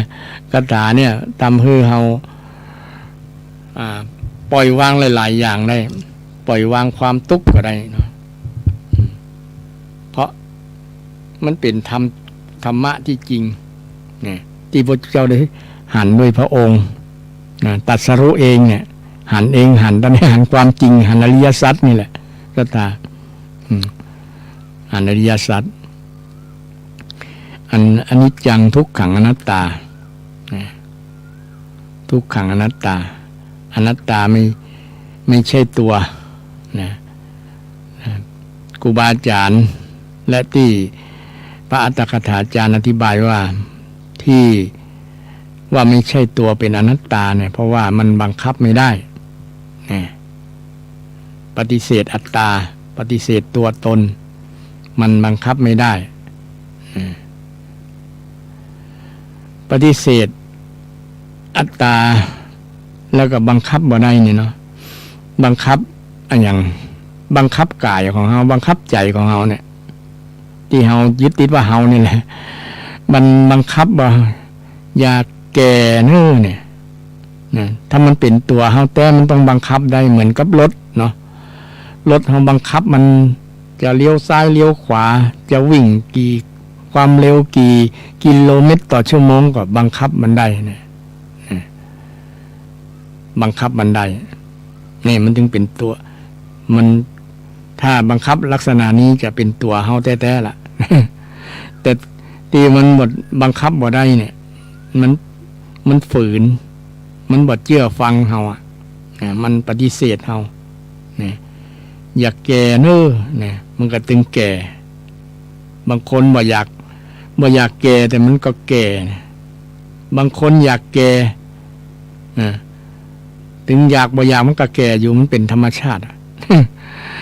จะไปบังคับให้อ่อนนุ่มก็บ่ได้หนุ่มอยู่บนเมินเนอะนะใครหนุ่มใครเป็นคนหนุ่มเนี่ยมันตึงกับบังคับบ่ได้เนี่ยบังคับให้หนุ่มอย่างใจเขาปรารถนามันตึงบ่เป็นไปตามนั้นเนี่ยมันตึงแก่บอกอยากเจ็บเนอะเนี่ยอันนี้คนที่สูงวัยจะหู้ดีเนี่ยนั่งก็โอยลุกก็โอยเนี่ยนั่งก็โอยลุกก็โอยเนี่ยมันถึงบังคับบ่ได้บางครั้งรำคาญตัวเก่าโอ้อย่างมันตุกแต่ตุกว่าเขาเนี่ยนะอย่างมาวิบาก กรรมได้ว่าอย่างประมาณนั้นน่ะเนี่ยโคตรให้ตัวเก่าเนี่ยบ่พอใจตัวเก่าก็มีวันนะคิดว่าคนอื่นจะบ่เป็นเหมือนตัวเก่านั่นนะว่าตัวเก่าเป็นคนเดียวประมาณนั้นเนาะเจ็บบางคนเนี่ยเป็นออดแอดเป็นตึงวันนะวันนี้ก็เป็นโรคนี้วันนั้นก็เป็นโรคนี้เนี่ยเป็นพยาธิพยามเนี่ยยิ่งอายุสูงวัยขึ้นมาแล้วนะ นะสวแล้วนะโลกมันจะแมนออกมากำน้อยนะนี่เราจะบังคับบอกให้มันเป็นเนี่ยตึงบ่ได้แต่มีวิธีแก้บอกให้มันเป็นเนี่ยได้เนี่ยบอกให้เจ็บบอกให้แก่บอกให้ตายเนี่ยมียาอยู่นะยาอันนั้นชื่อว่านิพพานนะไปบรรลุถึงนิพพานเนี่ยบอกมีแก่มีเจ็บมีตายแล้วเพราะว่าบรรลุเรียนจบแล้วเนาะแต่ความเป็นอนัตตานี่บ่ใช่ตัวเฮาเนี่ยเพิ่นมาบังคับบ่ได้เนี่ยบังคับบ่ให้คนนั้นเป็นจะอันเน้อนะปรารถนาสิ่งใดมันก็บ่ได้ดังใจเฮาปรารถนาสิ่งใดไม่ได้สิ่งนั้นนั้นก็เป็นทุกข์มันดึงมาได้อย่างคนส่วนหลายเนาะอยากจะถูกหวยด้วยเบอร์ถูกหวยรางวัลที่1วันพุธแล้วเนาะ จะบังคับให้นั่งเพื่อนั่งภาวนาขอให้มันได้รางวัลที่1เนี่ยนะ มันดึงบังคับบ่ได้ตถาเลขมันออกอย่างว่านะบางคนคิดว่ามันมีเลขล็อกเลขคนนั้นไปล็อกไว้หรอนะถ้าบ่ล็อกไว้มันถึงออก จริงมีระบบการออกสลากแล้วก็มีคนเป็นพยานหลายคนนะคนที่เอาลูกบอลนะที่เป็นตัวเลขนะลูกบอลน้อยๆนะโชว์ขึ้นมาที่มันเป็นตัวเลขนะตั้ง6 คนก่อนแล้วเนาะ6 ลักกำโชว์ขึ้นแล้วก่อนที่จะกำออกมาล้วงจากโถก็หมุนมันจะไปล็อกตะไดได้ มันเพิ่งออกทีวีถ่ายทอดให้หันโปร่งใสความโปร่งใสของนั่นนี่เขาจะไปบังคับให้มันออกตามที่เขาอยากให้มันออกนะจริงๆเขาเปิ้นก็ให้อิสระเสรีนะเนาะเช่นซื้อหวยเนี่ยอยากซื้อตัวยั้งมันก็ดึงเนี่ยแล้วก็อยาก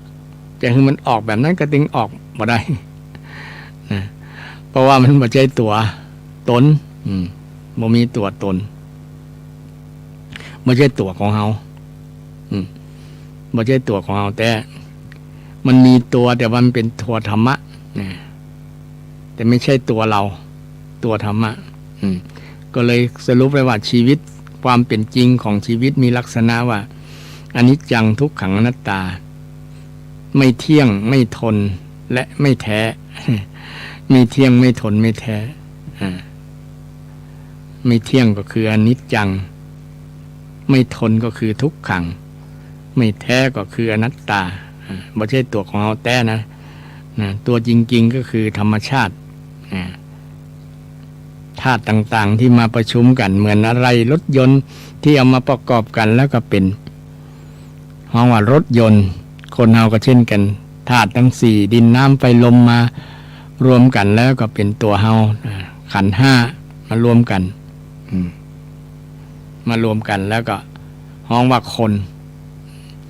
แล้วก็มีชื่อเฉพาะคนนั้นคนนี้นะอย่างอาตมาชื่อพระครูสิรินี่หรือว่าก่อนหน้านี้ก็เป็นพระมหานำหน้าก็สมมุติกันตั้งชื่อกันตั้งชื่อสมมุติกันสมมุติก็ว่าคือรู้พร้อมกันตั้งชื่อเรียกพร้อมกันชื่อเรียกพร้อมกันว่าอันนั้นชื่ออันนั้นสัตว์อันนั้นชื่อว่าสุนัขชื่อว่าแมวชื่อว่าไก่ว่าเป็ดปลาหมูกุ้งปูหอยนี่เป็นลักษณะที่ห้องว่าสมมุติตั้งชื่อเพื่อสื่อสารให้รู้ว่าอันนั้นเป็นอย่างประมาณนั้นแต่เราไปยึดไงยึดว่ามันเป็นตัวตนบุคคลเราเขามันก็เลยเป็นอุปทานยึดมั่นถือมั่นในตัวของเราว่าโดยย่อ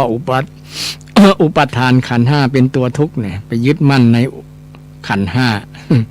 ก็คือยึดมั่นในนะที่เรา ไปยึดมั่นในกายกับใจนั่นนะยึดมั่นในกายกับใจก็เป็นทุกข์นะว่าเป็นตัวเฮาเป็นตัวเฮาถ้าละสละขันธ์ห้าสลัดออกแล้วมันก็จะบ่เป็นทุกข์ ถึงวันนี้มันยึดมั่นขันธ์ห้านะไปยึดไปติด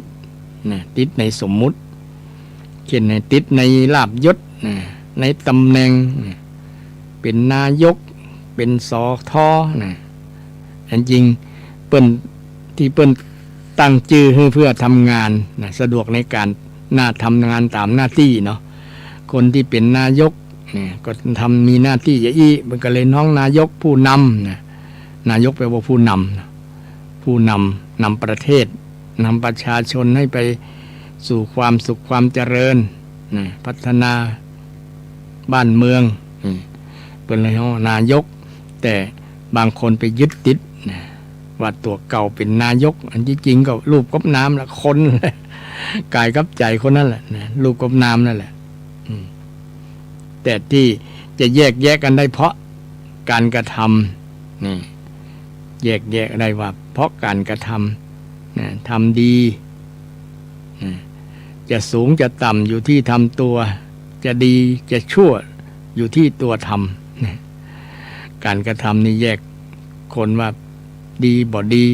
นะประเสริฐบ่ประเสริฐการกระทำนั้นบาปบุญกุศลอกุศลนี่แยกแยะซึ่งเป็นคุณธรรมที่สูงมากๆนะศรัทธาบางคนก็ฟังอาจจะบ่เข้าใจนะ โดยเฉพาะเป็นธรรมคำสอนของพระเจ้าที่ถือว่าเป็นคำสอนที่บ่มีในศาสนาในสอนโดยเฉพาะอนัตตาไม่ใช่ตัวเนี่ยนะไม่ใช่ตัวไม่ใช่ตัวบอกใช่ว่าไม่มีตัวนะมีแต่มีธรรมชาติตัวธรรมชาติไม่ใช่ตัวกับมีตัวต่างกันนะมันมีสองลัทธิแล้วนะสามลัทธิสองลัทธินะลัทธิสุดตรงอันหนึ่งว่าไม่มีตัวอันที่สองว่ามีตัวเถียงกันแต่พุทธเจ้าว่าไม่ใช่ตัวไม่ใช่ตัวไม่ใช่ตัวจริงไม่ใช่ตัวเราจริงๆนะมันเป็นธรรมะเป็นธรรมชาตินะพยายามทำความรู้สึกแบบนี้นะความรู้สึกว่ามันไม่ใช่ตัวเฮาท่องคาถาไปเลยนะสัพเพธัมมาอนัตตาสัพเพธัมมาธรรมทั้งหลายเป็นอนัตตาไม่ใช่ตัวธรรมทั้งหลายธรรมทั้งหลายหมายถึงว่าทุกสิ่งทุกอย่างมันไม่ใช่ตัวไม่ใช่ตัวไม่ใช่ตัวเราไม่ใช่ตัวเขามันเป็นเพียงสภาวะธรรมเป็นธรรมชาติธรรมะเป็นธรรมะที่เกิดขึ้นเกิดขึ้นแล้ว บรรดาคำสอนทั้งหลายเนี่ยมันเป็นสิ่งที่สุดยอดก็คือละอัตตาเนี่ยแหละศรัทธาละคือปล่อยวางได้เนี่ยปล่อยวางคนโดยเฉพาะคนที่สูงอายุเนี่ยจะปล่อยวางได้นะแต่คนยังบ่มีประสบการณ์ยังอ่อนวัยอยู่ปล่อยวางโดยเฉพาะคนบ่ได้ศึกษาพระธรรมคำสอนของพุทธเจ้าเนี่ยจะปล่อยวางยากนะเพราะว่ามันเป็นเรื่องการสั่งสมบารมีเนาะบ่ใช่ปุ๊บปั๊บมันจะปล่อยวางได้เลยนะเอาก็ก้อยปล่อยทีละน้อยละน้อยนะปล่อยวางปล่อยกิริยาปล่อยวางนี่คือใจมันปล่อยบ่ไปยึดบ่ไปติดบ่ไปมัดบ่ไปรัดมันไว้บ่ไปกอดมันไว้นะสวะนะภาษากำมือเนาะสวะได้ใจมันสวะมันวางเบาสบายเช่นไผมาด่าเฮาเนี่ยเฮาบอกกอดความโกรธความเกลียดไว้นะคนนั้นชื่อเอาความโกรธไปทิ้งทะเลไปทิ้งแม่โขงนะเอาความขมขื่นไปทิ้งแม่โขง เป็นเพลงเนาะ เนี่ยเอาความโกรธไปทิ้งขยะนะเอาไปทิ้งขยะหรือที่สำคัญถ้ามันเฮาปล่อยก็ยากเอาใช้วิธีฆ่าเลยก็ได้เช่นฆ่าความโกรธเนี่ยเนาะพุทธเจ้าสนับสนุนการฆ่าความโกรธอย่างเดียวฆ่าสัตว์ตัดชีวิตนี่พุทธองค์บอกได้สนับสนุนให้การฆ่าแต่การฆ่าอย่างหนึ่งที่พระองค์สนับสนุนคือฆ่ากิเลสนะเช่นพระสงฆ์นี่แปลว่าผู้ฆ่ากิเลสนะศรัทธาสังนะ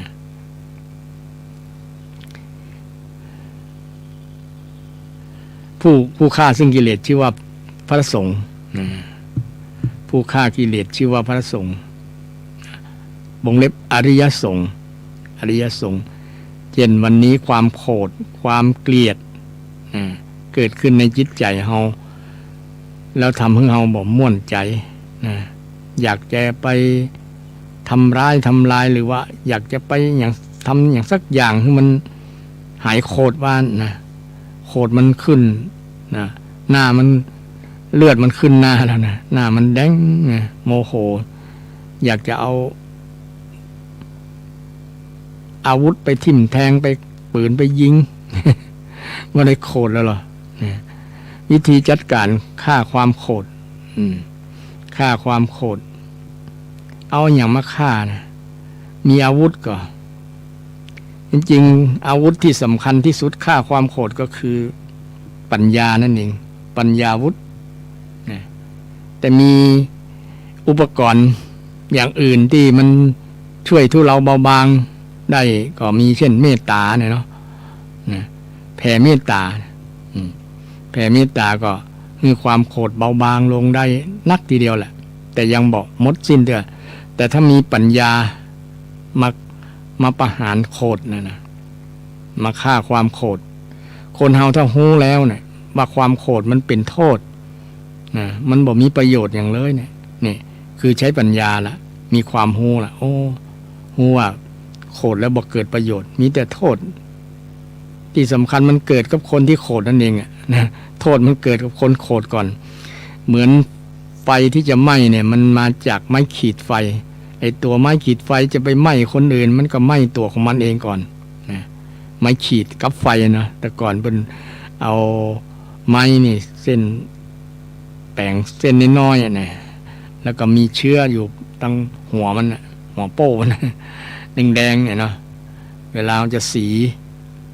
ข้างฝาข้างกับมันจะไหม้ตัวแดงๆนั่นก่อนแล้วก็ไหม้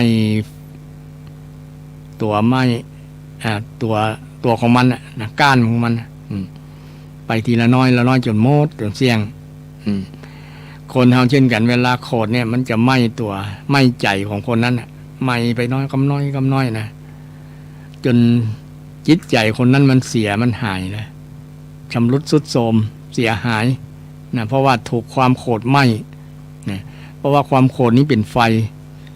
นะโทสักขิเนี่ยไฟคือความโกรธโมหะขิไฟคือโมหะราคะขิไฟคือราคะนะเหล่านี้เป็นไฟทั้งนั้นเลยนะมันไหม้คนเราจะเอาความโกรธวิธีจัดการความโกรธคือมันราบเรียบก็คือใจสติปัญญาใจสติปัญญาบ่ใจอารมณ์เนาะใช้ปัญญาเวลาความโกรธขึ้นเอานึกถึงปัญญานะเอาปัญญามาเป็นอาวุธเลยนะเหมือนเอาถืออาวุธที่จะไปต่อสู้กับศัตรูกับภัยสักอย่างเนี่ยเนาะไอ้ศัตรูตัวร้ายกาจก็คือความโกรธความเกลียดความโลภโกรธหลงนี่แหละเนี่ยแต่ถ้ามีปัญญานะฉะนั้นคนปฏิบัติธรรมเนี่ยเปิ้นจึงฮือว่าเปิ้นจึงฮ้องว่าวิปัสสนาแปลว่าผู้เห็นแจ้งการเห็นแจ้งรู้แจ้งเนี่ยคือปัญญานั่นเองนะปัญญาเพราะว่าคำว่าปัญญาความรู้เนี่ยมันก็มาจากหลายศัพท์ทีเดียวคำว่าวิญญาณก็เป็นความรู้เช่นเดียวกันสังขาร สัญญาก็ความรู้สัมปชัญญะก็ความรู้วิชาก็ความรู้นะญาณก็ความรู้นะเป็นความรู้ทั้งนั้นเลยนะที่ทำให้เกิดเวลาเราปฏิบัติธรรมเจริญภาวนานะมันจะ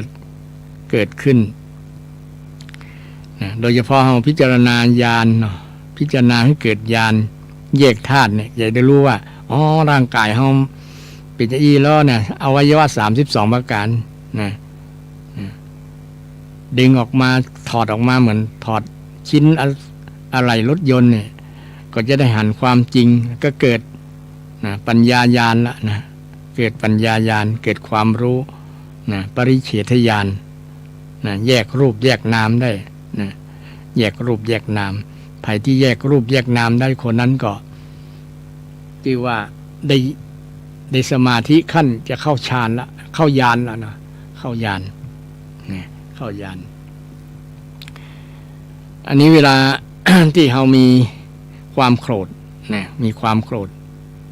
มีความวุ่นวายในจิตใจเนี่ยก็เอาหลักคำสอนของพระเจ้าในแก้ได้เช่นเจริญสมาธินะความสงบจิตสงบใจหลังจากวุ่นวายคิดอย่างสปะสะเปดนะฟุ้งซ่านจนฟุ้งจนซ่านแล้วจิตใจมันฟุ้งซ่านก็ได้แก้ด้วยการเจริญสมาธิเป็นว่าแต่ขอให้เป็นสัมมาสมาธินะการอยู่กับสมาธิก็คือการอยู่กับความสงบปราศจากความคิดที่เป็นอกุศล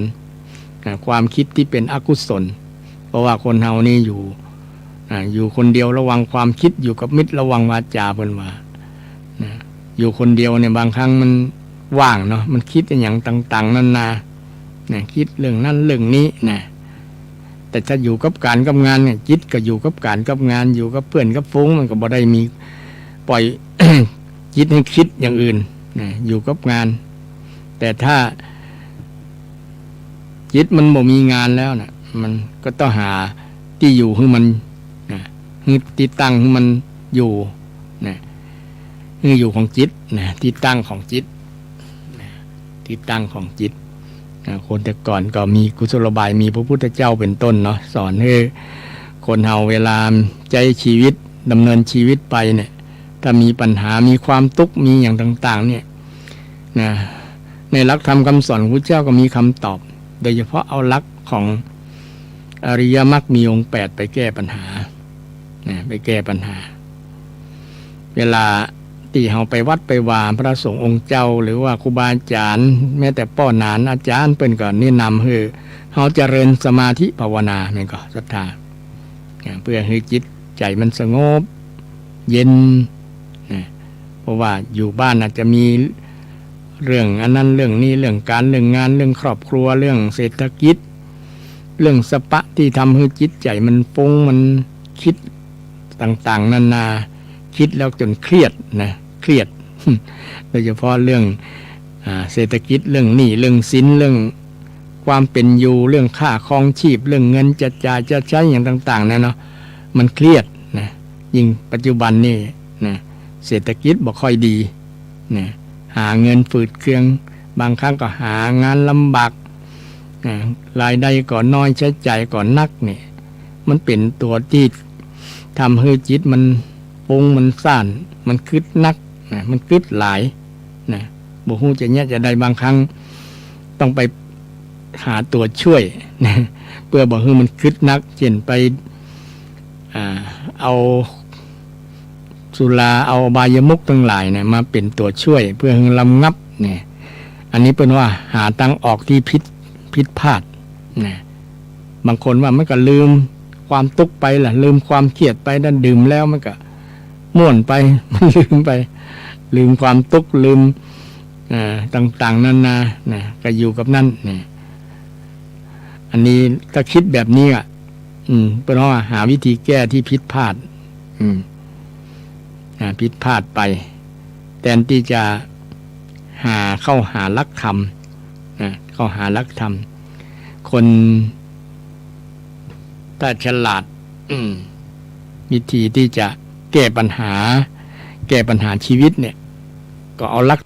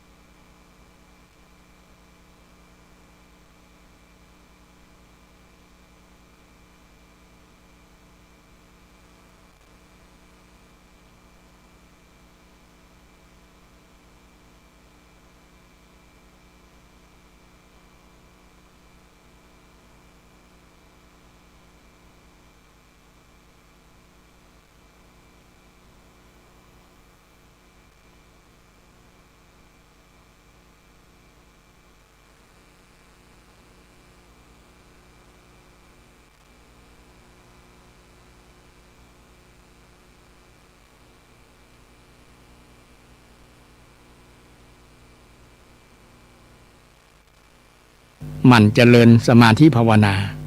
ดังนั้นการนำหลักธรรมคำสอนทางพุทธเจ้าเนี่ยไม่ใช่ว่าเฉพาะเพศเฉพาะบุคคลนะใช้ได้ทุกเพศทุกวัยทุกอาชีพเลยนะเพราะว่ามันเป็น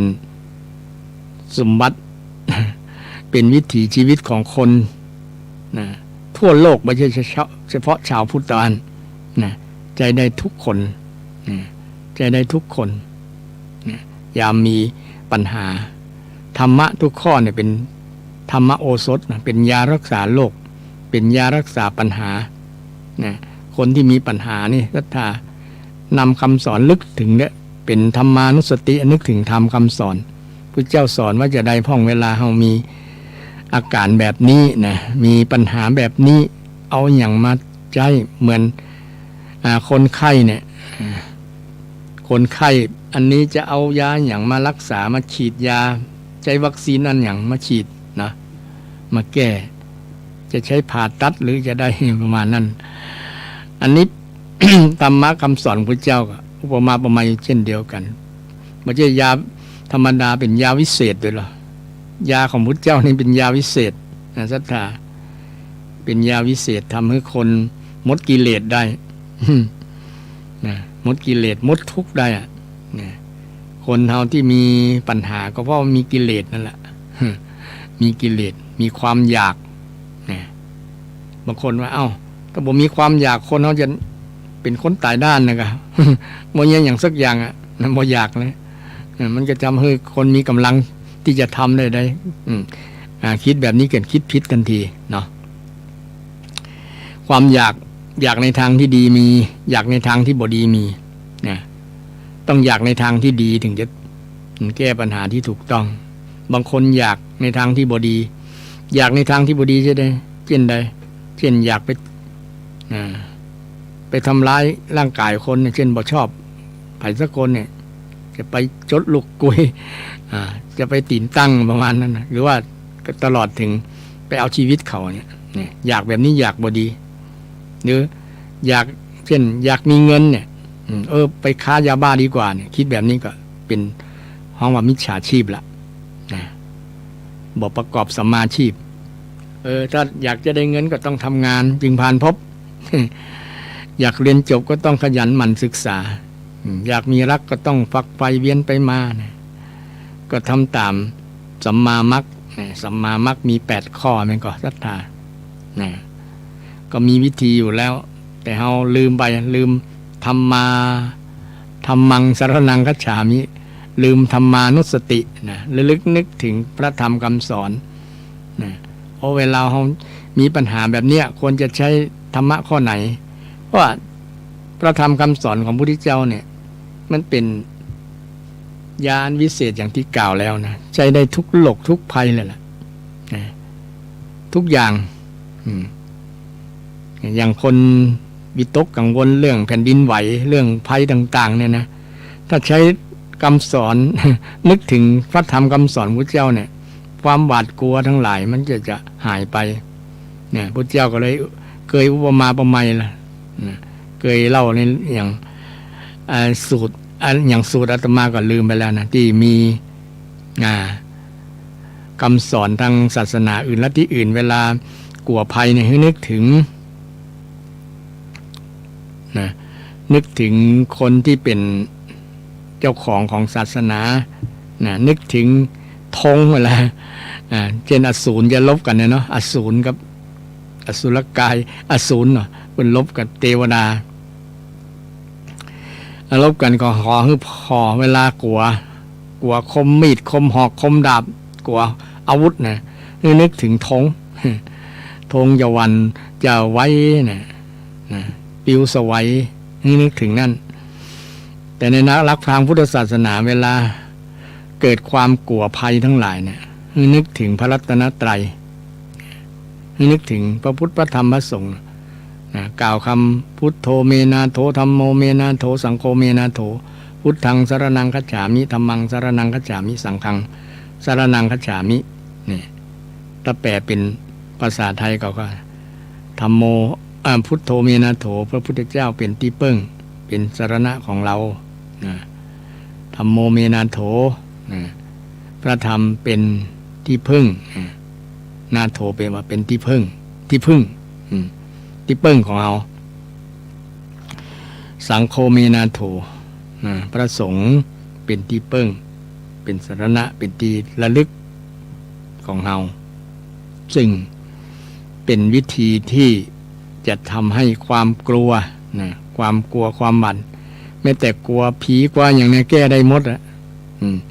แก้ได้หมดเลยนะเช่นมันสวดเมตตาสูตรเป็นต้นเนาะมันสวดแล้วก็หู้คำความหมายด้วยนะหู้ความหมายของพระสูตรนั้นตัวก็จะทำให้เราเกิดปัญญาตัวนะเกิดความกล้าหาญรู้ความจริงแล้วก็จะบอกกลัวทุกวันนี้เรื่อง ธรรมชาติของคนมีความกลัวเป็นเจ้าเรือน กลัวนั่นกลัวนี้กลัวสปะอย่างกลัวบ่มีข้าวกินกลัวบ่มีแผ่นดินอยู่นะกลัวบ่มีกู้นะกลัวบ่งามกลัวเจ็บนะกลัวแก่กลัวสปะกลัวนะ เนี่ยมันเป็นธรรมชาติของคน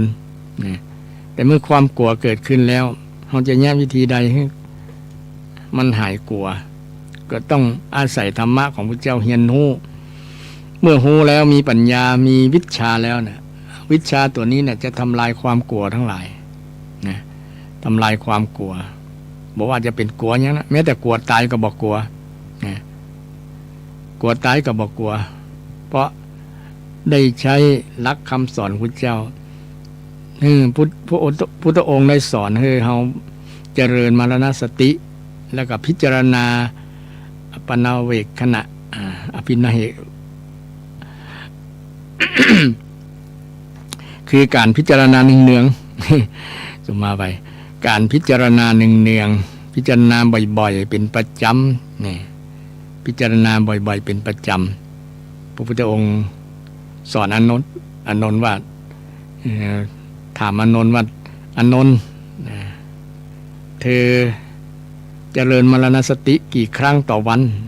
อานนท์ก็ตอบว่า8 ครั้งต่อวันมันยังน้อยไปพระพุทธองค์ก็แนะนำให้พิจารณาเนืองก็คือตลอดนั่นแหละนะยามใดที่บ่ลืมก็นึกไปนะนึกไปตลอดนะการนึกถึงความตายเป็นประจำเนี่ยฝึกตายด้วยนะเนาะมันจะบอกเกิดความกลัวบางคนกลัวตายเนาะกลัวแก่กลัวเจ็บแต่บางคนบอกกลัวตายแต่ว่ากลัวเจ็บเนาะกลัวจะเจ็บเช่นไปหาหมอว่าจะผ่าตัดเลยโอ้กลัวนะกลัวล่ำนะจนช็อกตายก็มี เพราะว่ามันเกิดความกลัวเกิดความกลัวถ้าเรามาศึกษาคำสอนพุทธเป็นได้พุทธองค์สอนเรื่องนี้นะพิจารณาบ่อยตั้งแต่เรามีความแก่เป็นธรรมดาเราจะไม่ล่วงพ้นความแก่ไปได้เนี่ยเนาะเรามีความเจ็บเป็นธรรมดาจะไม่ล่วงพ้นความเจ็บบ่มีไผพ้นได้สักคนนะความแก่ความเจ็บและเราพิจารณาทุกวันว่าเรามีความตายเป็นธรรมดาจะไม่ล่วงพ้นความตายบ่มีไผรอดเป็นอมตะมีรอดอยู่รอดปลอดภัยเป็นคนเนี่ยอย่างอายุยืนเป็นพันปีบ่มีนะอย่างนักแค่130 140แล้วมาเกิน200นะนอกนั้นไปหมดนะบอกว่าจะรวยจนเป็นกษัตริย์จันฟ้ามหากษัตริย์คนร่ำรวยเป็นหมื่นเป็นแสนล้านสตีฟจ็อบส์นะเห็นว่ามันนึกได้ว่านึกถึงธรรมคำสอนนะเป็นลักคล้ายๆลักพุทธศาสนาเหมือนกันนะมาได้เคยมาศึกษาพุทธศาสนาเหมือนกันนะว่าเอาลืมไปเมากับทำงานว่าคือความสำคัญเรื่องเงินประมาณนั้นนะบางครั้งเงินก็บ่มีค่าความหมายยังเงินเป็นแสนล้านนะบ่มีความหมายสำหรับเฮาเลยนะช่วงใกล้จะสิ้นลมนะมันนึกได้นะซึ่งก็เป็นคติสอนคนให้รู้เช่นเดียวกันว่านะ บริหารจัดการเรื่องกับเงินเรื่องทองสมบัติต่างๆก่อนที่ตัวเก่าจะได้เสียชีวิตไปนะบอกควรที่จะละโมบโลภมากเก็บไว้จนบ่ได้ตัวเก่าบ่ได้ใจประมาณนั้นนะรวยจนนะเป็นสมบัติของสาธารณประโยชน์ไปเนาะ นี่ตัวเก่าบริจาคคนอื่นก็บริจาคนะแทนที่จะเอาไปบริจาคไปท่าสร้างสาธารณประโยชน์เนาะเงินนั้นไปสร้างโรงพยาบาลไปสร้างโรงเรียนนะสร้างคนนี่เมื่อนึกถึงความตายแล้วมันจะนะจัดการบริหารชีวิตได้ดีละคนเอาโอ้แหมน้อยแล้วนะเช่นเวลาเอาไปงานศพงานซากเนาะเอาไปพิจารณาศพคนเนี่ยโอ้แม่นี่ก็ไปแล้วเนาะแหมบ่น้อยก็เฮาแล้วเนี่ยประมาณนั้นเนี่ยใกล้กันแล้ววัยใกล้กันแล้วอายุใกล้กันเนี่ยแหมน้อยแล้วเนี่ยบ่แน่แล้วบางคนเนี่ยอายุอายุ10ปลาย10ขวบก็ยังไปก็มีนะบ่แน่เนี่ยคนเอามานึกถึงความตายแล้วก็จะได้มันฮักความโลภความโกรธความหลงเนาะมันตัดความโลภความโกรธความหลงได้นะแล้วจะทำให้สบายใจตัวเนี่ยทำใจได้โอ้ไผก็ตายแล้วเกิดมาบ่มีไผค้างสักคนละนะ ตายกันหมดเนี่ยนึกถึงความตายแต่บางคนว่ามันมันเป็นอัปมงคลกันนึกถึงความตายมันบอกมีกำลังในการทำงานก็ นึกถึงแต่ความตายจริงว่าเพิ่น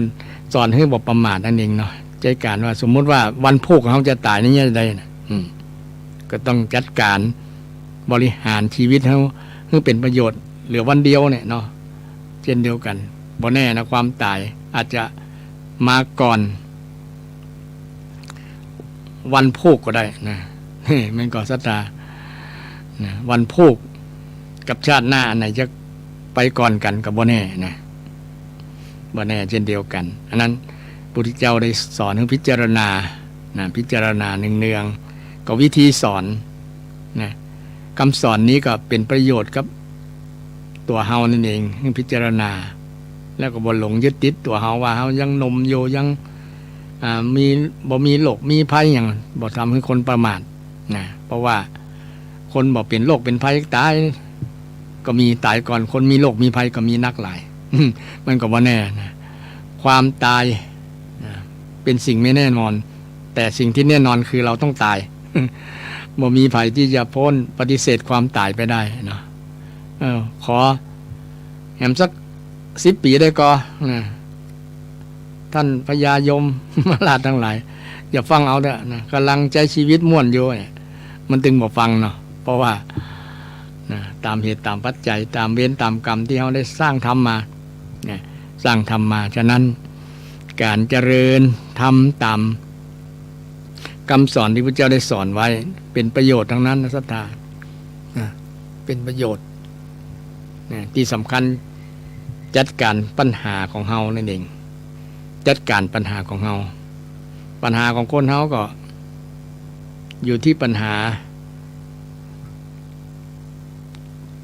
ใจนี่สำคัญปัญหาใจเนี่ยนะเมื่อใจมันเข้าใจความจริงแล้วนะเข้าใจความจริงสัจธรรมความจริงของคำสอนของพระพุทธเจ้าแล้วเนี่ยมันจะทำให้หลายๆอย่างดีขึ้นจะเป็นการพัฒนาชีวิตที่ดีขึ้นฉะนั้นสิ่งที่สำคัญต้องรู้ความจริงก่อนชีวิตคืออะไรเนี่ยเนาะชีวิตของเราคืออย่างชีวิตของเราเป็นจะได้ชีวิตของเราเป็นไปจะได้ชีวิตของเราควรเป็นไปจะได้เราทำการทำงานเพื่ออย่างทั้งวันเนี่ยทุกถึงวันนี้เพื่ออย่างต้องหาคำตอบหาคำตอบอย่างต่อมาจัดรายการวิทยุเนี่ยก็ถามตัวเก่านะเขาจัดเพื่ออย่างเนี่ยก็ให้คำตอบตัวเก่าได้ว่าเพื่อมาทำหน้าที่ของพระสงฆ์ที่พระพุทธเจ้าบัญญัติไว้ว่าพระสงฆ์ต้องเผยแผ่ธรรมคำสอนที่พระพุทธเจ้าได้สอนที่ได้ศึกษามาเผยแผ่เป็นหน้าที่ของพระสงฆ์ ชี้บอกทางบรรเทาทุกข์ชี้สุขเกษมสารเหมือนพระพุทธองค์ทรงชี้หันเป็นการเอื้อเฟื้อศรัทธาญาติโยมที่มีพระคุณ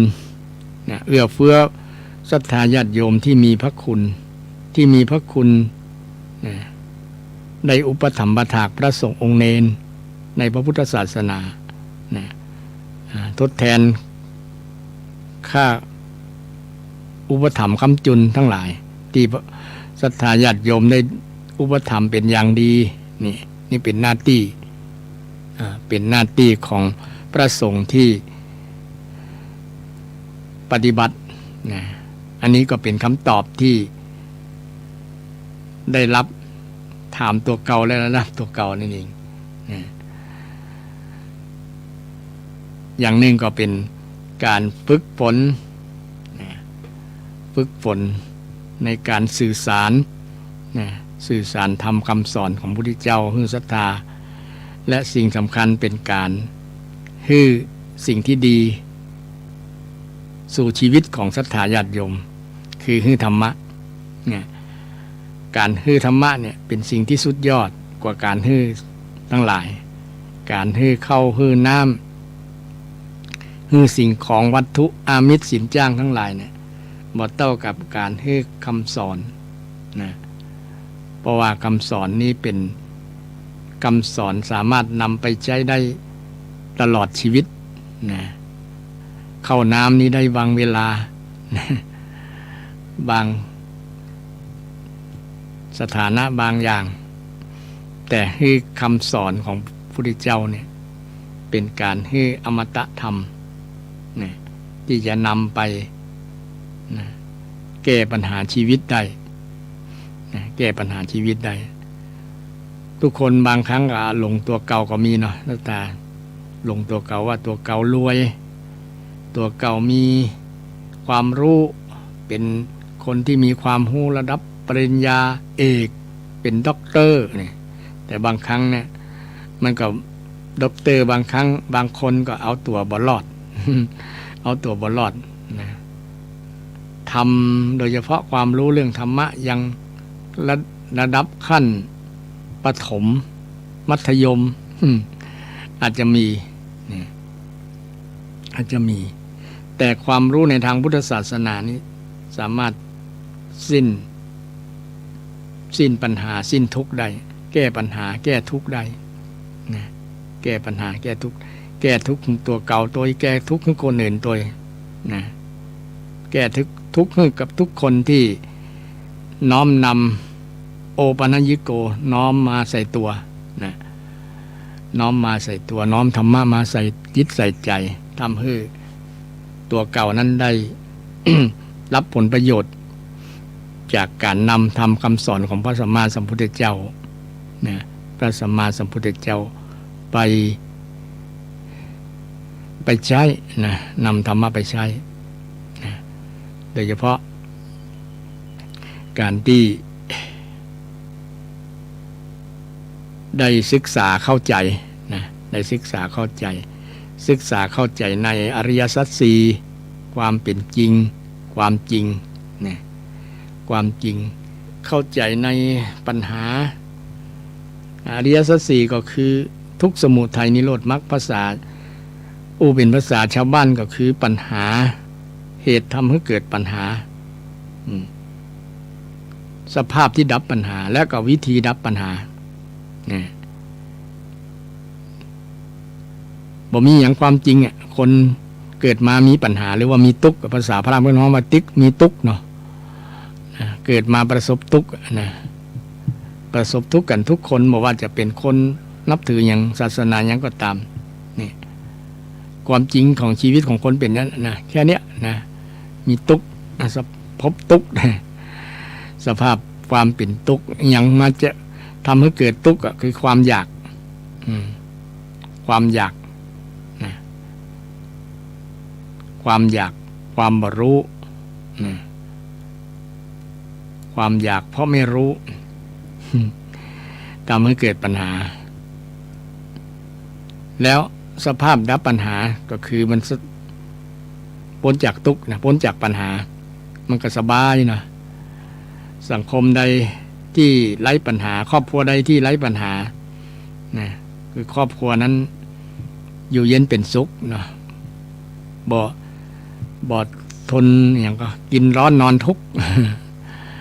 เป็นทุกข์เป็นมีแต่ปัญหามีการทะเลาะวิวาทนะกันนะบ่อยู่บ่ร่มเย็นเป็นสุขเพราะบ่ใจรักธรรมคำสอนนะใจแต่อารมณ์ใจความอยากไม่ใช้ปัญญาไม่ใช้ปัญญาในการตัดสินในการแก้ปัญหานะแล้วก็บ่ใจรัก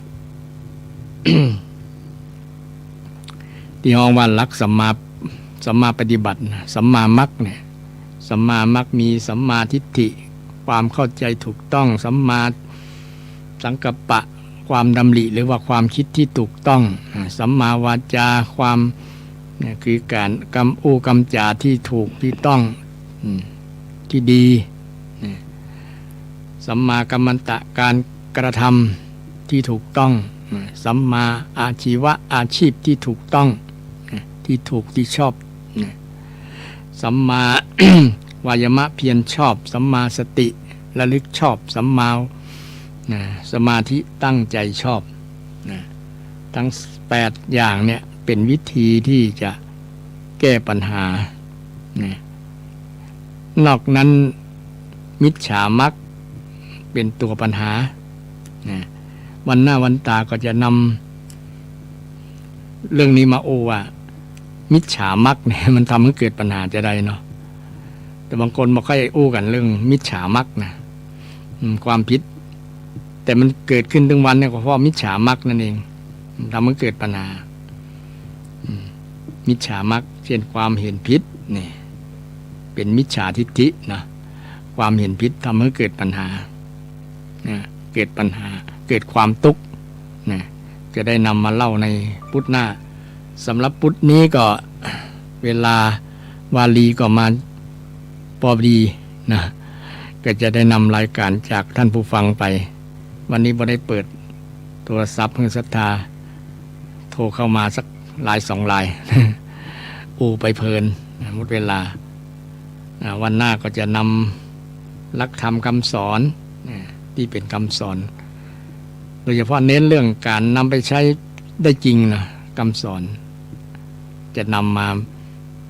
บรรยายหรือว่าม